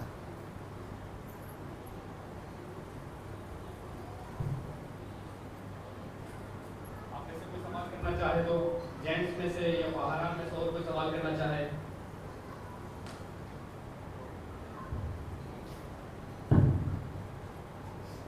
سر بہت سارے جو بانیانے مجالس کی ذمہ داریاں ہیں، میں خیال اس پہ تھوڑا کم بات کی ہے. اس پر تھوڑی سی اور جا رہے ہیں کیونکہ کوئی بھی مجلس پڑھنے والا خود تو ہمارے یہاں آ کے مجلس نہیں پڑھتا نا. ابھی اس کو اجازت دیتے ہیں تو وہ آ کے مجلس پڑھتا ہے. تو اس کی ذاکر کی انتخاب کے اوپر تھوڑی سی روشنی لگا. دیکھیں ایک بات تو میں کر چکا ہوں کہ بانی مجلس کی بھی بہت ذمہ داری ہوتی ہے. ظاہر ہے وہی بلاتا ہے. اور میں نے تو یہ نوٹ کیا ہے ہمارے کراچی میں بعض ناخوشگوار واقعات بھی بعض علاقوں میں اس طرح کے ہوئے ہیں بعض ذاکرین کی وجہ سے. تو اس میں سارا جو دار و مدار تھا وہ بانی مجلس پر تھا کہ وہ اپنی اتھارٹی دکھانا چاہتے تھے کہ نہیں فلاں کو تو میں ضرور پڑھواؤں گا چاہے وہ فساد پیدا کرنے والا شخص ہو. اور انہوں نے جناب فورس بلا لی اور یہ کیا اور کافی مسائل پیدا ہوئے. کئی علاقوں میں اس طرح کے جو واقعات ہوئے. تو بالکل آپ کی بات صحیح ہے کہ بانی مجلس کی بہت ذمہ داری ہوتی ہے کیونکہ وہ دعوت دیتے ہیں، بلاتے ہیں. مومنین کو بھی بلانے والے وہی ہوتے ہیں اور ذاکر کو بلانے والے بھی وہی ہوتے ہیں. اور عام طور پہ دیکھا یہ گیا ہے کہ بعض ایسے لوگ ہیں کہ جن کی اپنی کوئی زیادہ نالج نہیں ہوتی، زیادہ اویئرنیس نہیں ہوتی، وہ جذبات میں یا کوئی اور وابستگی کی وجہ سے وہ بلا لیتے ہیں. اور وہ دور اندیشی ان کے اندر ہوتی نہیں ہے کہ مثال کے طور پر آج کل حالات کیا چل رہے ہیں، ان میں کس قسم کی باتیں ہونی چاہیے. اور کوئی شخص اگر آ رہا ہے تو کیا باتیں کر کے جا رہا ہے، فتنہ پھیلا کر جا رہا ہے یا مسلمانوں کے درمیان انتشار پیدا کر کے جا رہا ہے، یا جو باتیں یہ کر رہا ہے ان کے اندر اتنی اویئرنیس نہیں ہوتی کہ جو باتیں یہ کر رہا ہے یہ ہمارے مکتب تشیع کا پوائنٹ آف ویو ہے بھی یا نہیں ہے نا. قرآن اور سنت میں تعلیمات اہل بیت میں ایسی کوئی بات ہے یا نہیں ہے. اس کے برخلاف زیادہ تر جو میں نے اندازہ لگایا ہے کہ جو بانی مجلس ہیں ان کا پوائنٹ آف ویو صرف ایک ہوتا ہے کہ مجمع زیادہ ہو، لوگ زیادہ آئیں، جنگ کی مجلس ہو، مسائل میں کربلا بن جائے اور اس کے بعد بس کہتے ہیں بس ہو گئی مجلس. تو they don't care about the topic, they don't care about the implementation. یا وہ کچھ نہیں دیکھتے. بس ان کا یہ مجلس جو کہتے ہیں مجلس کامیاب ہو گئی. تو کامیابی کیا ہے؟ کامیابی کا سب سے پہلا معیار مجمع ہے اور دوسرا معیار جو ہے وہ بہت لمبے مسائل ہیں. سر میرا سوال یہ ہے کہ جیسے آپ نے فرمایا کہ ایک منیمم کوالیفیکیشن ہونی چاہیے ایک ذاکر کے لیے. تو ایک عام فہم یہ بات ہے کہ منیمم کوالیفیکیشن ہمارے یہاں میٹرک کو لیا جاتا ہے. آپ کے نزدیک وہ منیمم کوالیفیکیشن کیا ہونی چاہیے؟ نہیں میں تعین نہیں کرنا چاہتا، میں تو صرف یہ کہہ رہا ہوں. دیکھیں کوالیفیکیشن کا تعلق جو ہے وہ اس کی ڈیوٹی سے ہے نا. کسی بھی ادارے میں اگر آپ ایک چپراسی رکھ رہے ہیں تو اس کی جس طرح کی ڈیوٹی ہوگی آپ کہیں گے بھی اس کو کم از کم لفافے پہ جو نام ایڈریس لکھا ہوا ہے پڑھنا جانتا ہو یہ، تو اس کو چپراسی رکھ لیں گے. کلر رکھنا چاہتے ہیں تو اس کو ٹائپنگ آتی ہو, کچھ کمپیوٹر چلانا آتا ہے تو اس کو کلر رکھ لیں گے, ہے نا. اکاؤنٹنٹ رکھنا چاہتے ہیں تو اس کی کوالیفیکیشن اور ہوگی, آفیسر رکھنا چاہتے ہیں اور ہوگی. تو آپ یہ دیکھیں کہ ایک ذاکر کی ڈیوٹی کیا ہے, کیا کر رہا ہے وہ. جیسے میں نے اشارہ کیا نا کہ جیسے وہ بیٹھتا ہے خطبے کے ساتھ سب سے پہلے جو ہے غائب کی تلاوت کرتا ہے. ایسے لوگ بھی ہیں جو سالہ سال سے مجلس میں پڑھ رہے ہیں اور خطبے ہی صحیح نہیں پڑھ رہے ہیں. انہوں نے کبھی خطبے کا ہی کریکشن نہیں کروایا کسی سے کہ جو میں خطبہ پڑھ رہا ہوں اس کی عربی صحیح ہے یا نہیں ہے, اس کے اعراب درست ہیں یا نہیں ہے. پھر اس کے بعد جو آیت وہ پڑھ رہے ہیں وہ آیت بھی صحیح پڑھ رہے ہیں یا نہیں پڑھ رہے ہیں. پھر اس آیت کی 1 گھنٹے وہ تفسیر بیان کریں گے تو اس تفسیر بیان کرنے کے لیے اس کے اندر تاریخ بیان کر رہے ہیں, اس کے اندر سیرت بیان کر رہے ہیں. تو آپ سوچیں کہ اس کے لیے منیمم کوالیفیکیشن کیا ہونی چاہیے. I don't want to mention, لیکن اچھی خاصی ہونی چاہیے میرے خیال ہے.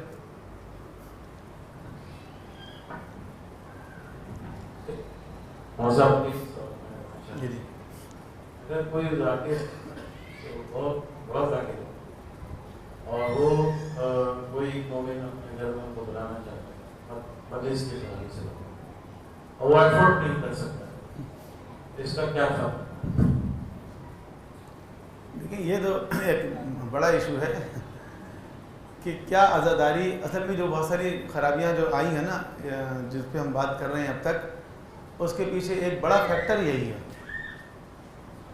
کہ کچھ لوگ اس عزاداری کے ذریعے کچھ اور طرح کے مفادات حاصل کر رہے ہیں اور وہ ریٹ بڑھتے بڑھتے اس قدر ہو گیا ہے وہ کہ ایک عام مومن جو ہے وہ اس کو افورڈ نہیں کر سکتا. اور وہ پتہ نہیں کس انداز سے اس کو جسٹیفائی کرتے ہیں. ایک صاحب نے جسٹیفائی کیا اور کہنے لگے کہ ائمہ تحریر بھی اشعار پڑھنے والے شعراء کو بعض اوقات تحفے دیا کرتے تھے, اور یہ واقعات ہیں تحفے دیا کرتے تھے. لیکن وہ جو تحفے دیا کرتے تھے تو اپنی مرضی سے دیتے تھے نا. یہ تو نہیں ہے کہ وہ ذاکر تو ہوتے نہیں تھے اس دور میں, شعراء ہوتے تھے. تو ایسا تو کبھی نہیں ہوا کہ شاعر نے کہا ہو کہ آپ اگر اتنے پیسے دیں گے تو میں یہ شعر کہوں گا ورنہ کہوں گا ہی نہیں. دوسری بات یہ ہے کہ ائمہ تحریر نے بھی جب کسی کو دیا, کسی شاعر کو, تو اس نے لینے سے انکار کیا پہلے تو, اور کہا کہ نہیں میں نے اس کے لیے نہیں کہا. لیکن آپ نے کہا نہیں میں اس لیے نہیں دے رہا ہوں میں تمہیں, بلکہ میں تم سے بہت راضی ہوا, خوش ہوا, اس لیے رکھے. اور ایسے واقعات بھی ہیں جس میں کہ اس نے یہ کہا کہ خادم رسول یہ نہیں چاہیے مجھے, آپ اپنا کوئی بوسیدہ استعمال شدہ لباس دے دیں مجھے اور میں اپنے اس کو کفن کے میں رکھنا چاہتا ہوں, بس میرے لیے سب سے بڑا تحفہ, سب سے بڑا انعام جو ہے وہ یہ ہوگا. تو یہ جو غلط فہمی ہے کہ ائمہ تحریر بھی دیا کرتے تھے.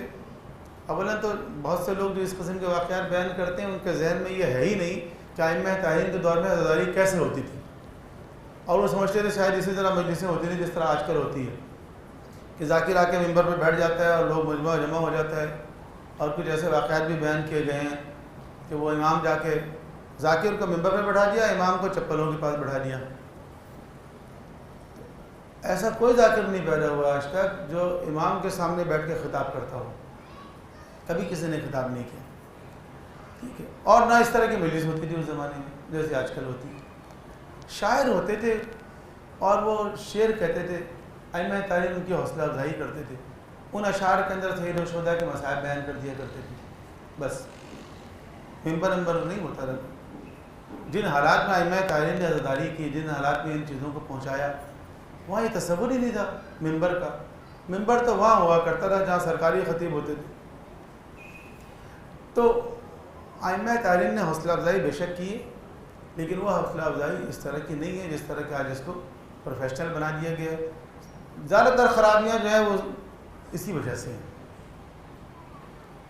اور میرا خیال ہے اس حوالے سے بھی بانیان مجلس کو چاہیے کہ وہ ڈسکریج کریں اور ایسے لوگوں کو بلائیں جو اس قسم کے مفادات کے لیے عزاداری یا سید الشہداء کا ذکر نہ کرنے والے ہوں, ان کو انکریج کریں. جو ان کو کیوں آپ بلانا چاہتے ہیں جن کو افورڈ نہیں کر سکتے. بات یہ کہ اگر ہم ہمارے پاس لوگ ہیں جن کے بارے میں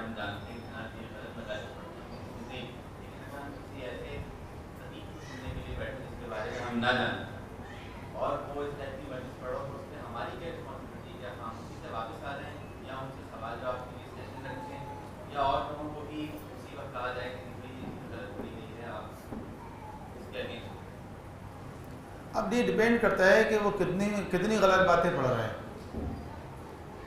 اگر وہ بالکل ایسی چیزیں پڑھ رہا ہے جیسے بعض ایسے ذاکر ہیں اور میں نے خود ان کی ویڈیو دیکھی ہے، صریحاً کفر اور شرک بک رہے ہیں، صریحاً، جو ہے ہی نہیں مذہب تشیع کا نظریہ تو دور دور تک نہیں ہے، بلکہ وہ تو ہے ہی نہیں کسی طرح بھی.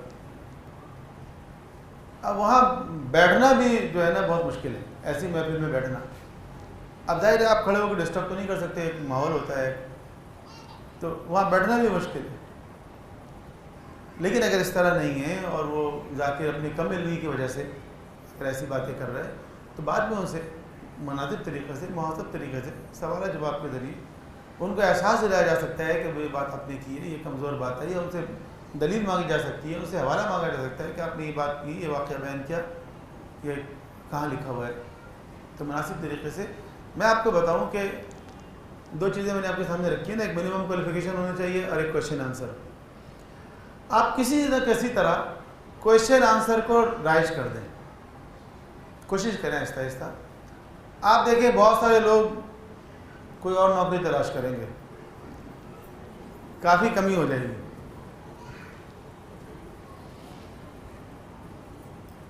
السلام علیکم. وعلیکم السلام ورحمۃ اللہ. سر میرا آپ سے ایک سوال ہے کہ ہمارے یہاں خصوصاً خواتین کی مجالس میں ایک یہ ورڈ میں نے کہ مذاکرہ کا مطلب 15 سے 20 منٹ کے مسائل پڑھیں، چاہے وہ اوتھینٹک ہو یا نہ ہو، بس لوگوں کو اتنا چلاتے ہیں کہ بس وہ مجلس ہو کے کرنا، اس کے علاوہ مجلس چاہے وہ روایات غلط ہی کیوں نہ ہوں. اور بیشتر ایسی ہی مجالس ہوتی ہیں اور وہ جو ذاکرائیں نہیں پڑھ پاتی ہیں، اتنے طویل اوتھینٹک مسائل پڑھتی ہی نہیں ہیں، وہ تھوڑے سے مختصر پڑھتی ہیں، تو ان کو کہا جاتا ہے کہ انہیں مجالس ہی پڑھنا نہیں آتی کہ مجلس کا مقصد ہے رونا. سوال یہ نہیں ہے، یہ ساری بات تو آپ نے سوال یہ ہے کہ آیا غلط مسائل پڑھنے والے اور جو لوگ یہ مسائل سننا چاہتے ہیں، کیا ان کو غلط مسائل پڑھنے اور سننے والوں کو کیا خدا کی جانب سے کوئی عذاب، کوئی سزا ملے گی دنیا میں بھی اور آخرت میں، یا اس کا کوئی ایسے ہی ہے بس یہ ٹرینڈ چلتا ہے؟ دیکھیے زیادہ تر جو سننے والے ہیں نا وہ تو سادہ لوگ ہیں، ان کو کیا پتہ کہ غلط پڑھ رہے ہیں. وہ تو عقیدت سے آئے ہیں، بیٹھے ہیں، اور عزاداری کے حوالے سے اتنا دلوں میں لوگوں کا احترام ہے، عقیدت ہے کہ وہ بالکل اپنے ایمان کے ساتھ سنتے ہیں. وہ سوچتے بھی نہیں ہیں کہ یہ شاید کوئی غلط بات پڑھ رہا ہوگا یا پڑھ رہی ہوں گی. تو یہ تو کچھ لوگ ہوتے ہیں جو مطالعہ رکھتے ہیں، وہ ذرا کرٹیکل اپروچ کے ساتھ سنتے ہیں، تنقیدی نقطہ نگاہ سے سنتے ہیں، پھر ان کو اندازہ ہوتا ہے کہ یہ بات جو کر رہے ہیں کوئی کمزور بات ہے. ورنہ زیادہ تر لوگ تو اس طرح سوچتے ہی نہیں ہیں. دوسری بات یہ ہے کہ وہ مسائل جو جعلی گھڑے گئے ہیں، جو بنائے گئے ہیں، ان کے اندر رقت زیادہ ہوتی ہے، اس لیے کہ ان کو اسی پوائنٹ آف ویو سے بنایا گیا ہے اور اس کے اندر ایسی باتیں شامل کی گئی ہیں کہ جس کو سن کے انسان بے اختیار ایک دم بھاڑے مار کر رونا شروع کر دی، کیونکہ وہ اتنی ایسی شدت ہے اس کے اندر. میں اس کو یہ کہتا ہوں کہ بعض ہمارے ذاکرین ایسے ہیں کہ وہ ایسی چیزیں بیان کرتے ہیں مسائل میں، ایسے آئیڈیاز جو شمر کے ابن زیاد کے دماغ میں بھی نہیں آئے، جو ان کے ذہن میں بھی نہیں آیا کہ یہ اس طرح بھی ہو سکتا ہے ٹارچر، اور وہ ہمارے بعض ذاکرین کے دماغ میں آ رہا ہے کہ اس کو اس طرح کیا جائے.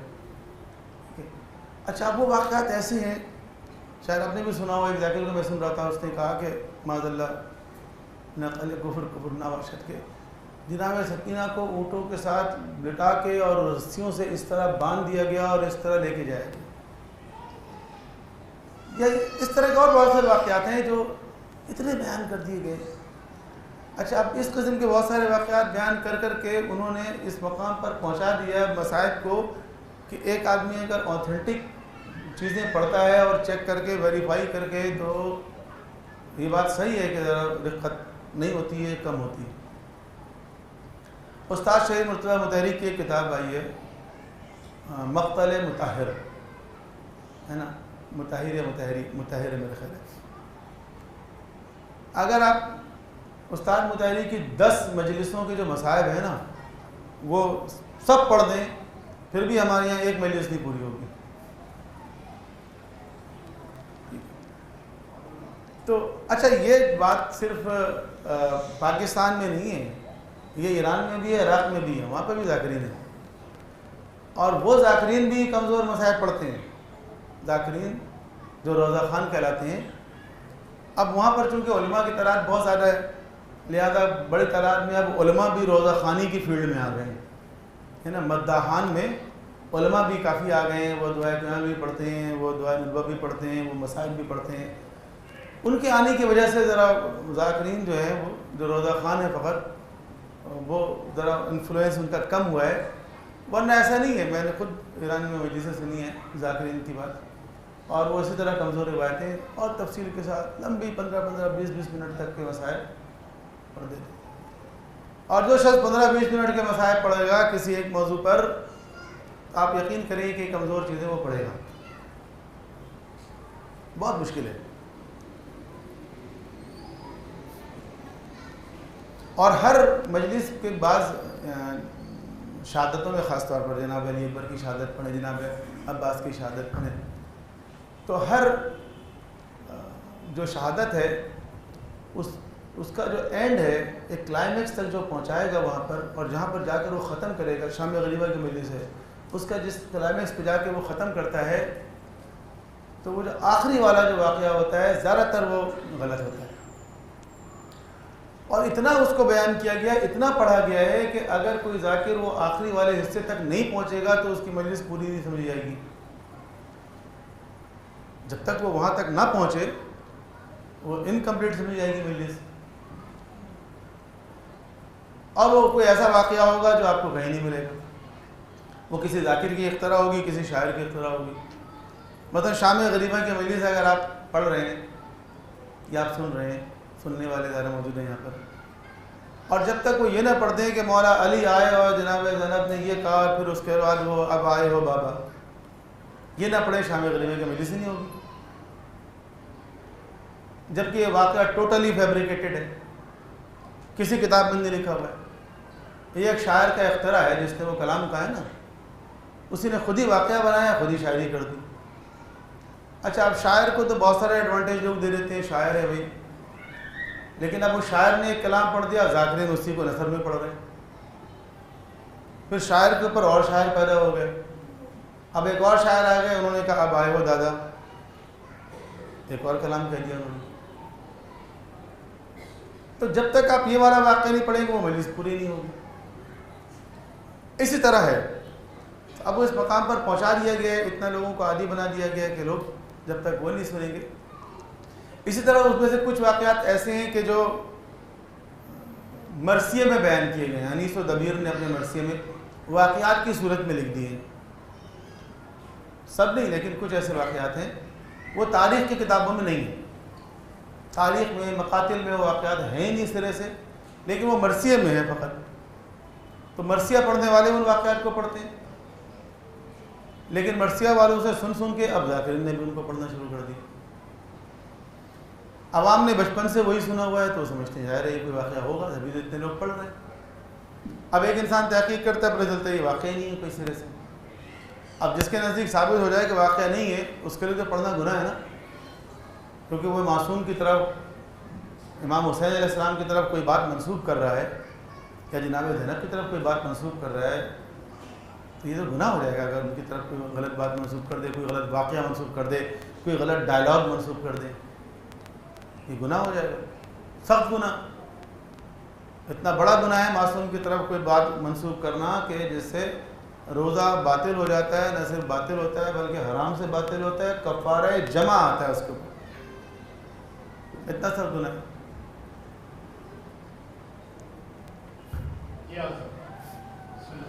السلام علیکم. وعلیکم السلام.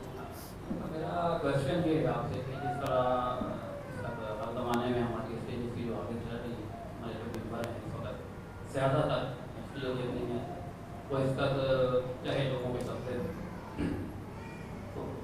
اب آپ اس طرح فرما رہے تھے کہ ایسا کچھ ہمارے بھائی صاحب نے کوشچن کیا تھا جو ایسے کوئی عالم یا کوئی ذاکر یا کوئی ایسے بات جو ہوئے ہیں قسم کی مجلس پڑھ رہے ہیں، تو اب جو سامعین ہیں سننے والے ہیں ان پہ کیا ذمہ داری عائد ہوتی ہے یہاں سے آیا وہ ان کو وہاں خاموشی سے بیٹھ کے سنیں یا ابھی بھائی فرما رہے وہاں سن کے چلے جائیں یا پھر صبح اور جمعہ تو یہاں تک فرماتے ہیں کہ ایسی مجالس میں بھی آپ کا جانا آرام ہے آپ کو محمد پر دور بولا جائے. تو میرا یہ پوچھنے کا مقصد یہ میں یہ پوچھنا چاہتا ہوں کہ ہماری ذمہ داری کی سطح کیا ان کو وہاں سے جو اسٹیج کے قسم کے لوگ جو ممبر پہ ہیں اور یہ خرافات یعنی کہ اور عوام کو یعنی کہ دینی تعلیم. دیکھیں آپ جو سوال کر رہے ہیں نا اس کا جواب میرے پاس نہیں ہے اور اس کا جواب میں دے نہیں سکتا. دیکھیں میں جو آپ کو بتا رہا ہوں ایک بات وہ ہے پالیسی میٹر. ایک ہے پالیسی یہ ہے کہ یہ ہو رہا ہے اور غلط ہو رہا ہے. آف کورس ہمیں اس کو کاؤنٹر کرنا چاہیے, ٹھیک ہے. اس کے بعد شروع ہوتی ہے اسٹریٹجی کہ اس کی حکمت عملی کیا ہونی چاہیے, ٹھیک ہے. وہ اسٹریٹجی میں نہیں بیان کر سکتا, یہ تو سچویشن ٹو سچویشن ہوتی ہے کہ سچویشن کیا ہے, پوزیشن کیا ہے, وہاں آپ کی پوزیشن کیا ہے, ذاکر کی پوزیشن کیا ہے, جو بات وہ کر رہا ہے وہ کتنی شدت والی بات ہے, اس کی انٹینسٹی کیا ہے, کتنا ریئیکٹ کرنا چاہیے, وہیں کرنا چاہیے یا باہر جا کے کرنا چاہیے. تو بہت ساری باتیں ہیں نا. تو یہ تو اسٹریٹجی ہوتی ہے, یہ سچویشن ٹو سچویشن بدلتی رہتی ہے. یہ میں آپ کو نہیں کہہ سکتا کہ آپ ایک دم یہ ریئیکٹ کس طرح کریں. کہ آپ کے کہنے کا مقصد یہ ہے کہ وہ جو کچھ وہاں پہ کہہ رہے ہیں, جو کچھ بھی بول رہے ہیں وہاں تک کہہ رہی ہے جو بات, کہ آپ نے کوئی اس کا وہ پیرامیٹر وغیرہ کیا اس کے آپ نے کے اس حد تک کیا یہ نہیں ہے نا, کوئی جھوٹی ہے نہیں ہے, اس کے لیے کوئی بھی نہیں ہے. دیکھیں کوئی بھی غلط کام ہو رہا ہے آپ کی ذمہ داری ہے امر بالمعروف نہی عن المنکر, ٹھیک ہے. اچھا یہ امر نہیں کیسے کرنا ہے, کہاں پہ زبان سے کرنا ہے, کہاں پہ ہاتھ سے کرنا ہے, کہاں پہ دل سے کرنا ہے, کہاں پہ صرف جو ہے وہ اظہار بیزاری کرنا ہے, یہ تو سچویشن پر ڈیپینڈ کرتا ہے نا. یہ اس کو جنرلائز تو نہیں کر سکتے نا.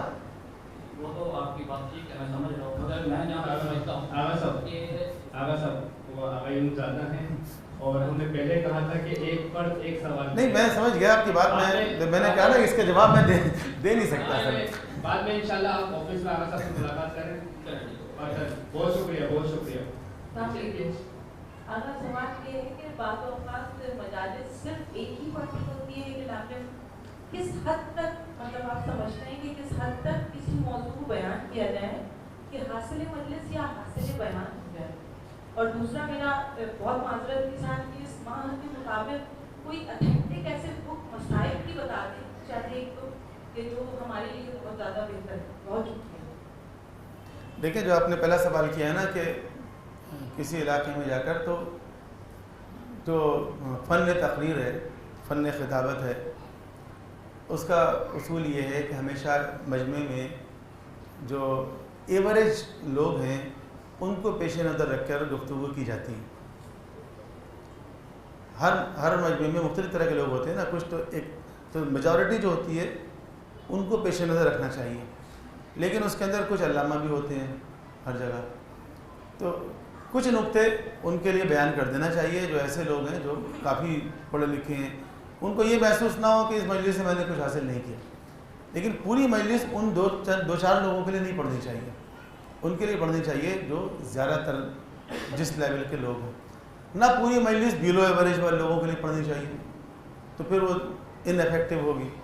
تو جنرل پرنسپل جو ہے وہ یہ ہے اس کے بارے میں, ٹھیک ہے. اب اسی لیے کسی بھی علاقے میں انسان جاتا ہے تو اس کو تھوڑا سا آئیڈیا ہونا چاہیے کہ میرے سامنے جو لوگ ہیں وہ کس طرح کے ہیں. اگر بالکل ان نون لوگ ہوں گے تو ایوریج ٹائپ کی مجلس پڑھنی چاہیے, بہت مشکل بہت عالمانہ مجلس نہیں پڑھنی چاہیے, خطاب نہیں کرنا چاہیے, ورنہ پھر لوگ کہیں گے لوگ ان کی بات ہمیں سمجھ میں نہیں آئی.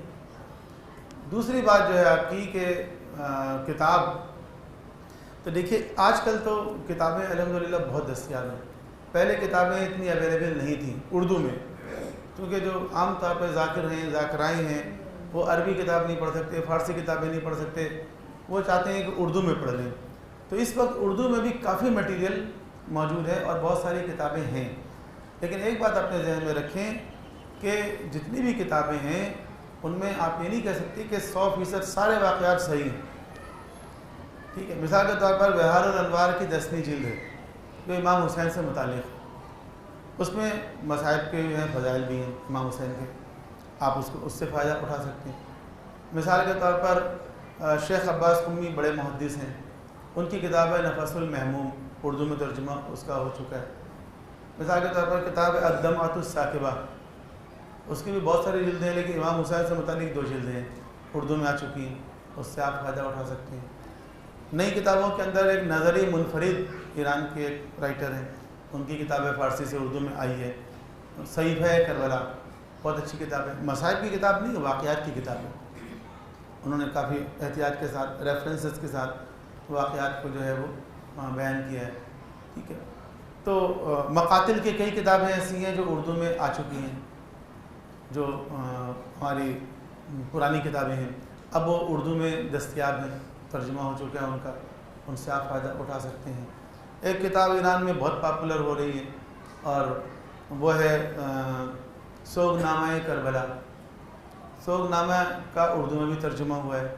اچھا، ایک اور ایشو یہ ہے کہ میں نے کتابوں میں کچھ نام تو آپ کو بتا دیے فوری طور پر جو میرے ذہن میں آئے، لیکن ایک ایشو یہ ہے کہ یہ جو کتابوں کے ترجمے ہو رہے ہیں ان میں بھی ڈنڈی ماری جا رہی ہے.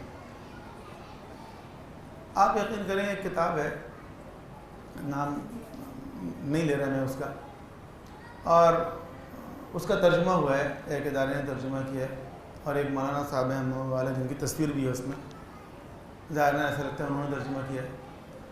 اب انہوں نے ترجمہ تو پورا کیا ہے، آخر میں ایک نیا چیپٹر اس کے اندر ڈال دیا ہے. ایک تو ترجمے میں گڑبڑ کی کافی، پھر یہ کہ ایک نیا چیپٹر ڈال دیا اس کے اندر زلجھنا، جو اصلی کتاب میں ہے ہی نہیں، ایک پورا چیپٹر اس کا. ایک میں دیکھ رہا ہوں استاد متحری کی کتاب کا ایک صاحب نے ترجمہ کیا ہے، اور ترجمہ جو کچھ کیا اپنی جگہ، بیچ بیچ میں پورے پیراگراف کا اضافہ کر دیا. کہیں پر لکھا میرے استاد محترم اس کے بارے میں یہ فرماتے. ایک کتاب کا ترجمہ میں پڑھ رہا تھا، اس کے اندر علامہ اقبال کو اردو کے اشعار ڈال دیے، ہوتا ہے وہ ترجمہ. تو ترجمہ کرنا بھی ایک فن ہے، ایک مشکل کام ہے. جس آدمی کو 2 زبانیں آتی ہوں وہ ترجمہ نہیں کر سکتا، یہ بڑی غلط فہمی ہے. تو اس طرح کے ترجمے بھی آئے ہوئے ہیں، اس لیے احتیاط کریں، مطلب کیئر کریں کافی. ہمارے پاس کوئی گنجائش نہیں ہے، لہٰذا 2 اور سوال لیں گے آغائیوں سے، چونکہ انہوں نے پہلے ہی جو کہہ دیا تھا، ایک آپ سوال کریں گے اور ایک آپ سوال کریں گے، اس کے بعد انشاءاللہ دامن وقت میں گنجائش نہیں ہے، وإلا تشنگی بہت زیادہ ہے، صاحب کے پاس میٹر بھی بہت زیادہ ہے، آپ لوگوں کا سوال بھی ہے بہت معذرت کے ساتھ. صرف 2 سوال اور ہوں گے، اس کے بعد ختم. السلام علیکم سر. میرا سوال یہ ہے کہ آج کل جو ہے مدرسے پڑھنے والے چاہے ذاتی ہوں یا ذاتیہ دونوں میں ایک بہت بڑی مشکل یہ آ گئی ہے کہ پڑھنے والا جب پڑھ رہا ہوتا ہے، سننے والے جتنے بھی کو جستجو کرتے ہیں کہ بس یہ تبرے کی ایک بات بھی کہہ دیں تو اس میں جان لگ جاتا ہے.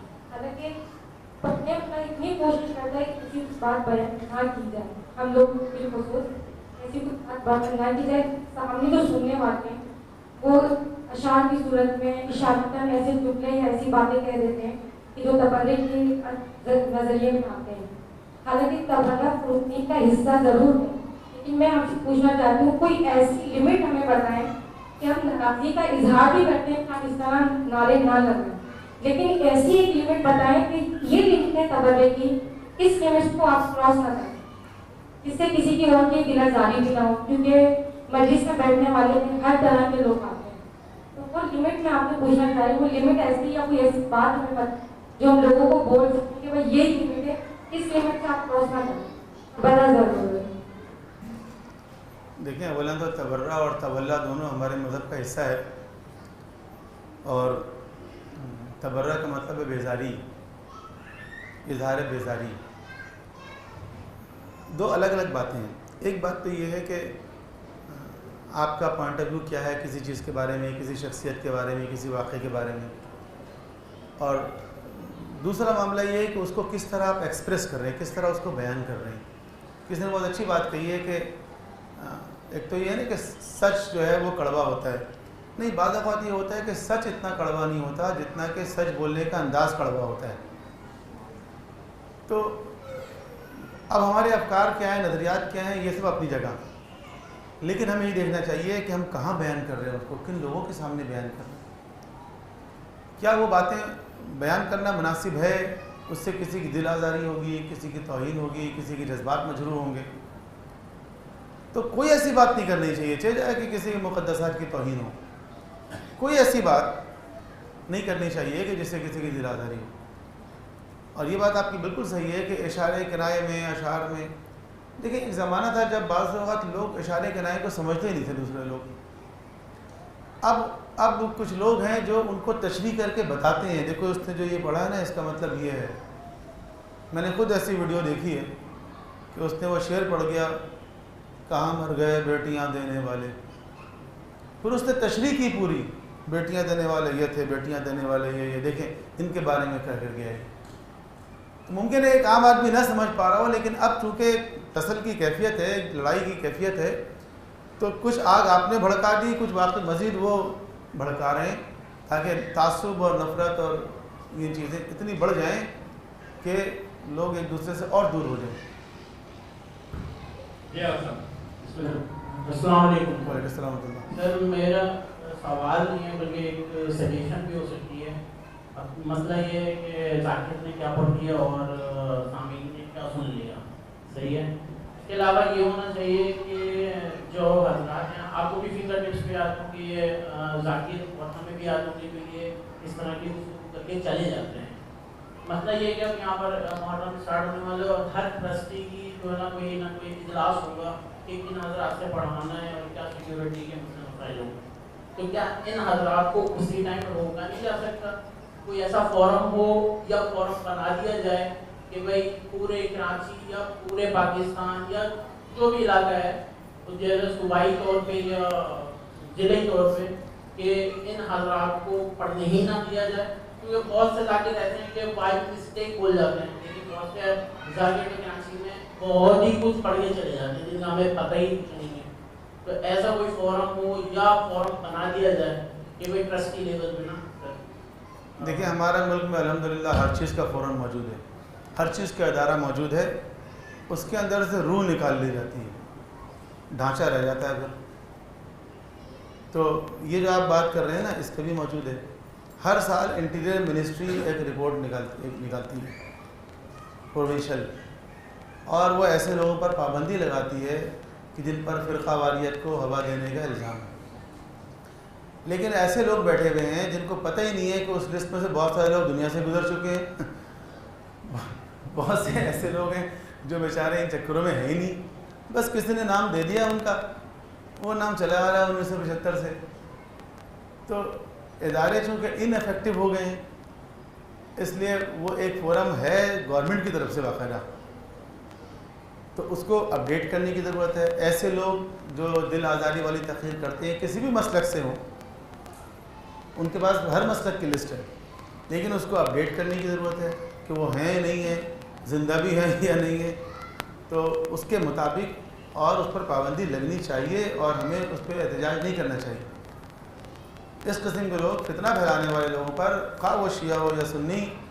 آپ کو پتہ ہے عراق میں ایک ذاکر نے تقریر کی، یہ بھی پچھلے سال یا اس سے پچھلے سال کی بات ہے، اور اس کے اوپر عراق کی حکومت نے ایکشن لیا اور وزیر اعظم نے کہا کہ بھئی اس کے اوپر کیس بنایا جائے. تو آیت اللہ سیستانی نے تائید کی اس کی کہ اس کے خلاف باقاعدہ کیس کیا جائے، اس کو اندر کر دیا جائے، اس کو اندر گرفتار کر لیا گیا. شیعہ تھا، کوئی بات نہیں. اگر ایک ہمارا شیعہ بھی فتنہ پھیلا رہا ہے اور مسلمانوں کے درمیان اختلاف اور انتشار کو پیدا کر رہا ہے تو ہم اس کو اس لیے روکنا چاہیے کہ وہ شیعہ ہے، وہ جو جس طرح سے وہ فتنہ پھیلا رہا ہے. اور سب سے اچھا طریقہ یہی ہے، جیسے بزرگ کہتے ہیں نا کہ ہم اپنے بچوں کو روکتے ہیں، تم اپنے بچوں کو روک لو، لڑائی نہیں ہوگی. تو اگر ہمارے درمیان کوئی ایسے لوگ ہیں ہم خود اس کو آگے بڑھ کے روک لیں، دوسرے مسلک میں ایسے لوگ ہیں وہ خود آگے بڑھ کے روک لیں، تو یہ بات آگے نہیں بڑھے گی. تو بالکل ہونا چاہیے، لیکن حکومت کی طرف سے بھی ہے وہ ان افیکٹو ہے. باقی جو آپ سمجھ رہے ہیں کہ ٹرسٹی یا انجمن یا علماء یہ کام کر سکتے وہ نہیں کر سکتے، ان کی چلے گی نہیں. کر کے دیکھ لیں آپ. جی بسم اللہ. آپ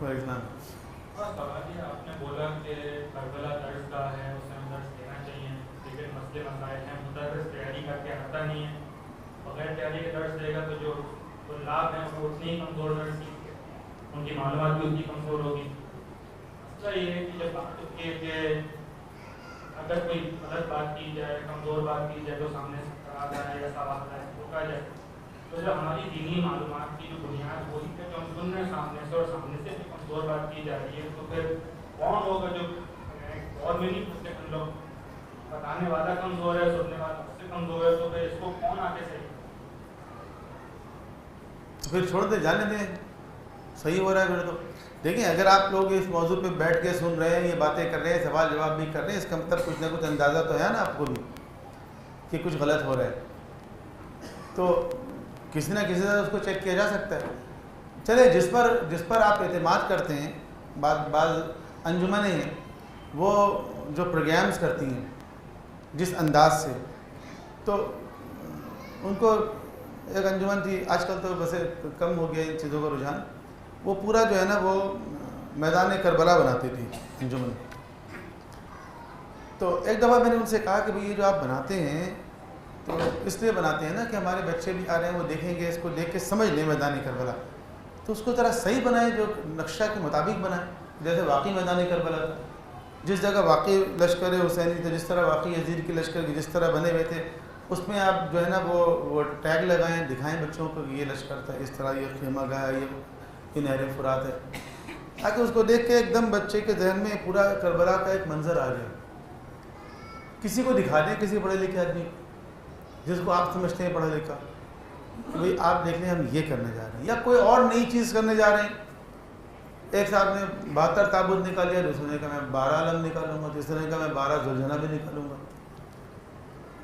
اچھا کچھ بھی آپ کرنا چاہتے ہیں تو کسی سے پوچھ لیں، کسی سے جن کو آپ بڑا سمجھتے ہیں، جن کو آپ قابل سمجھتے ہیں، جن کو آپ علامہ سمجھتے ہیں، ان سے پوچھیں کہ قبلہ ہم یہ کرنے جا رہے ہیں، تو کیا اس سے 3 باتیں جلدی لکھوں میں. نمبر 1 تو یہ کہ کیا یہ امام حسین علیہ السلام کے کاز کو فائدہ پہنچانے والا کام ہے؟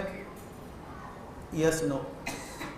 نمبر 2 یہ کہ یہ جو چیز ہے یہ امام حسین کے زمانے میں یہ چیز تھی یا نہیں تھی؟ نہیں بھی تھی تو ان کے کاز کے مطابق ہے تو چلو ٹھیک ہے. نمبر 3 یہ ہے کہ کچھ بھی نہیں تو کم از کم اس کے اندر کوئی عزا کا پہلو ہے، غم کا پہلو ہے، ایٹ لیسٹ غم کا پہلو، عزا کا پہلو تو ہونا تھا عزاداری کے اندر. اگر وہ معصومین کے زمانے میں بھی وہ چیز نہیں تھی، امام حسین کے کاز کو فائدہ پہنچانے والی بھی نہیں ہے وہ، یا اس کے اندر کوئی عزا کا پہلو بھی نہیں، تو پھر کیوں کر رہے ہیں؟ ریویو تو کرنا چاہیے نا، ایسا کوئی کام کیوں کر رہے ہیں؟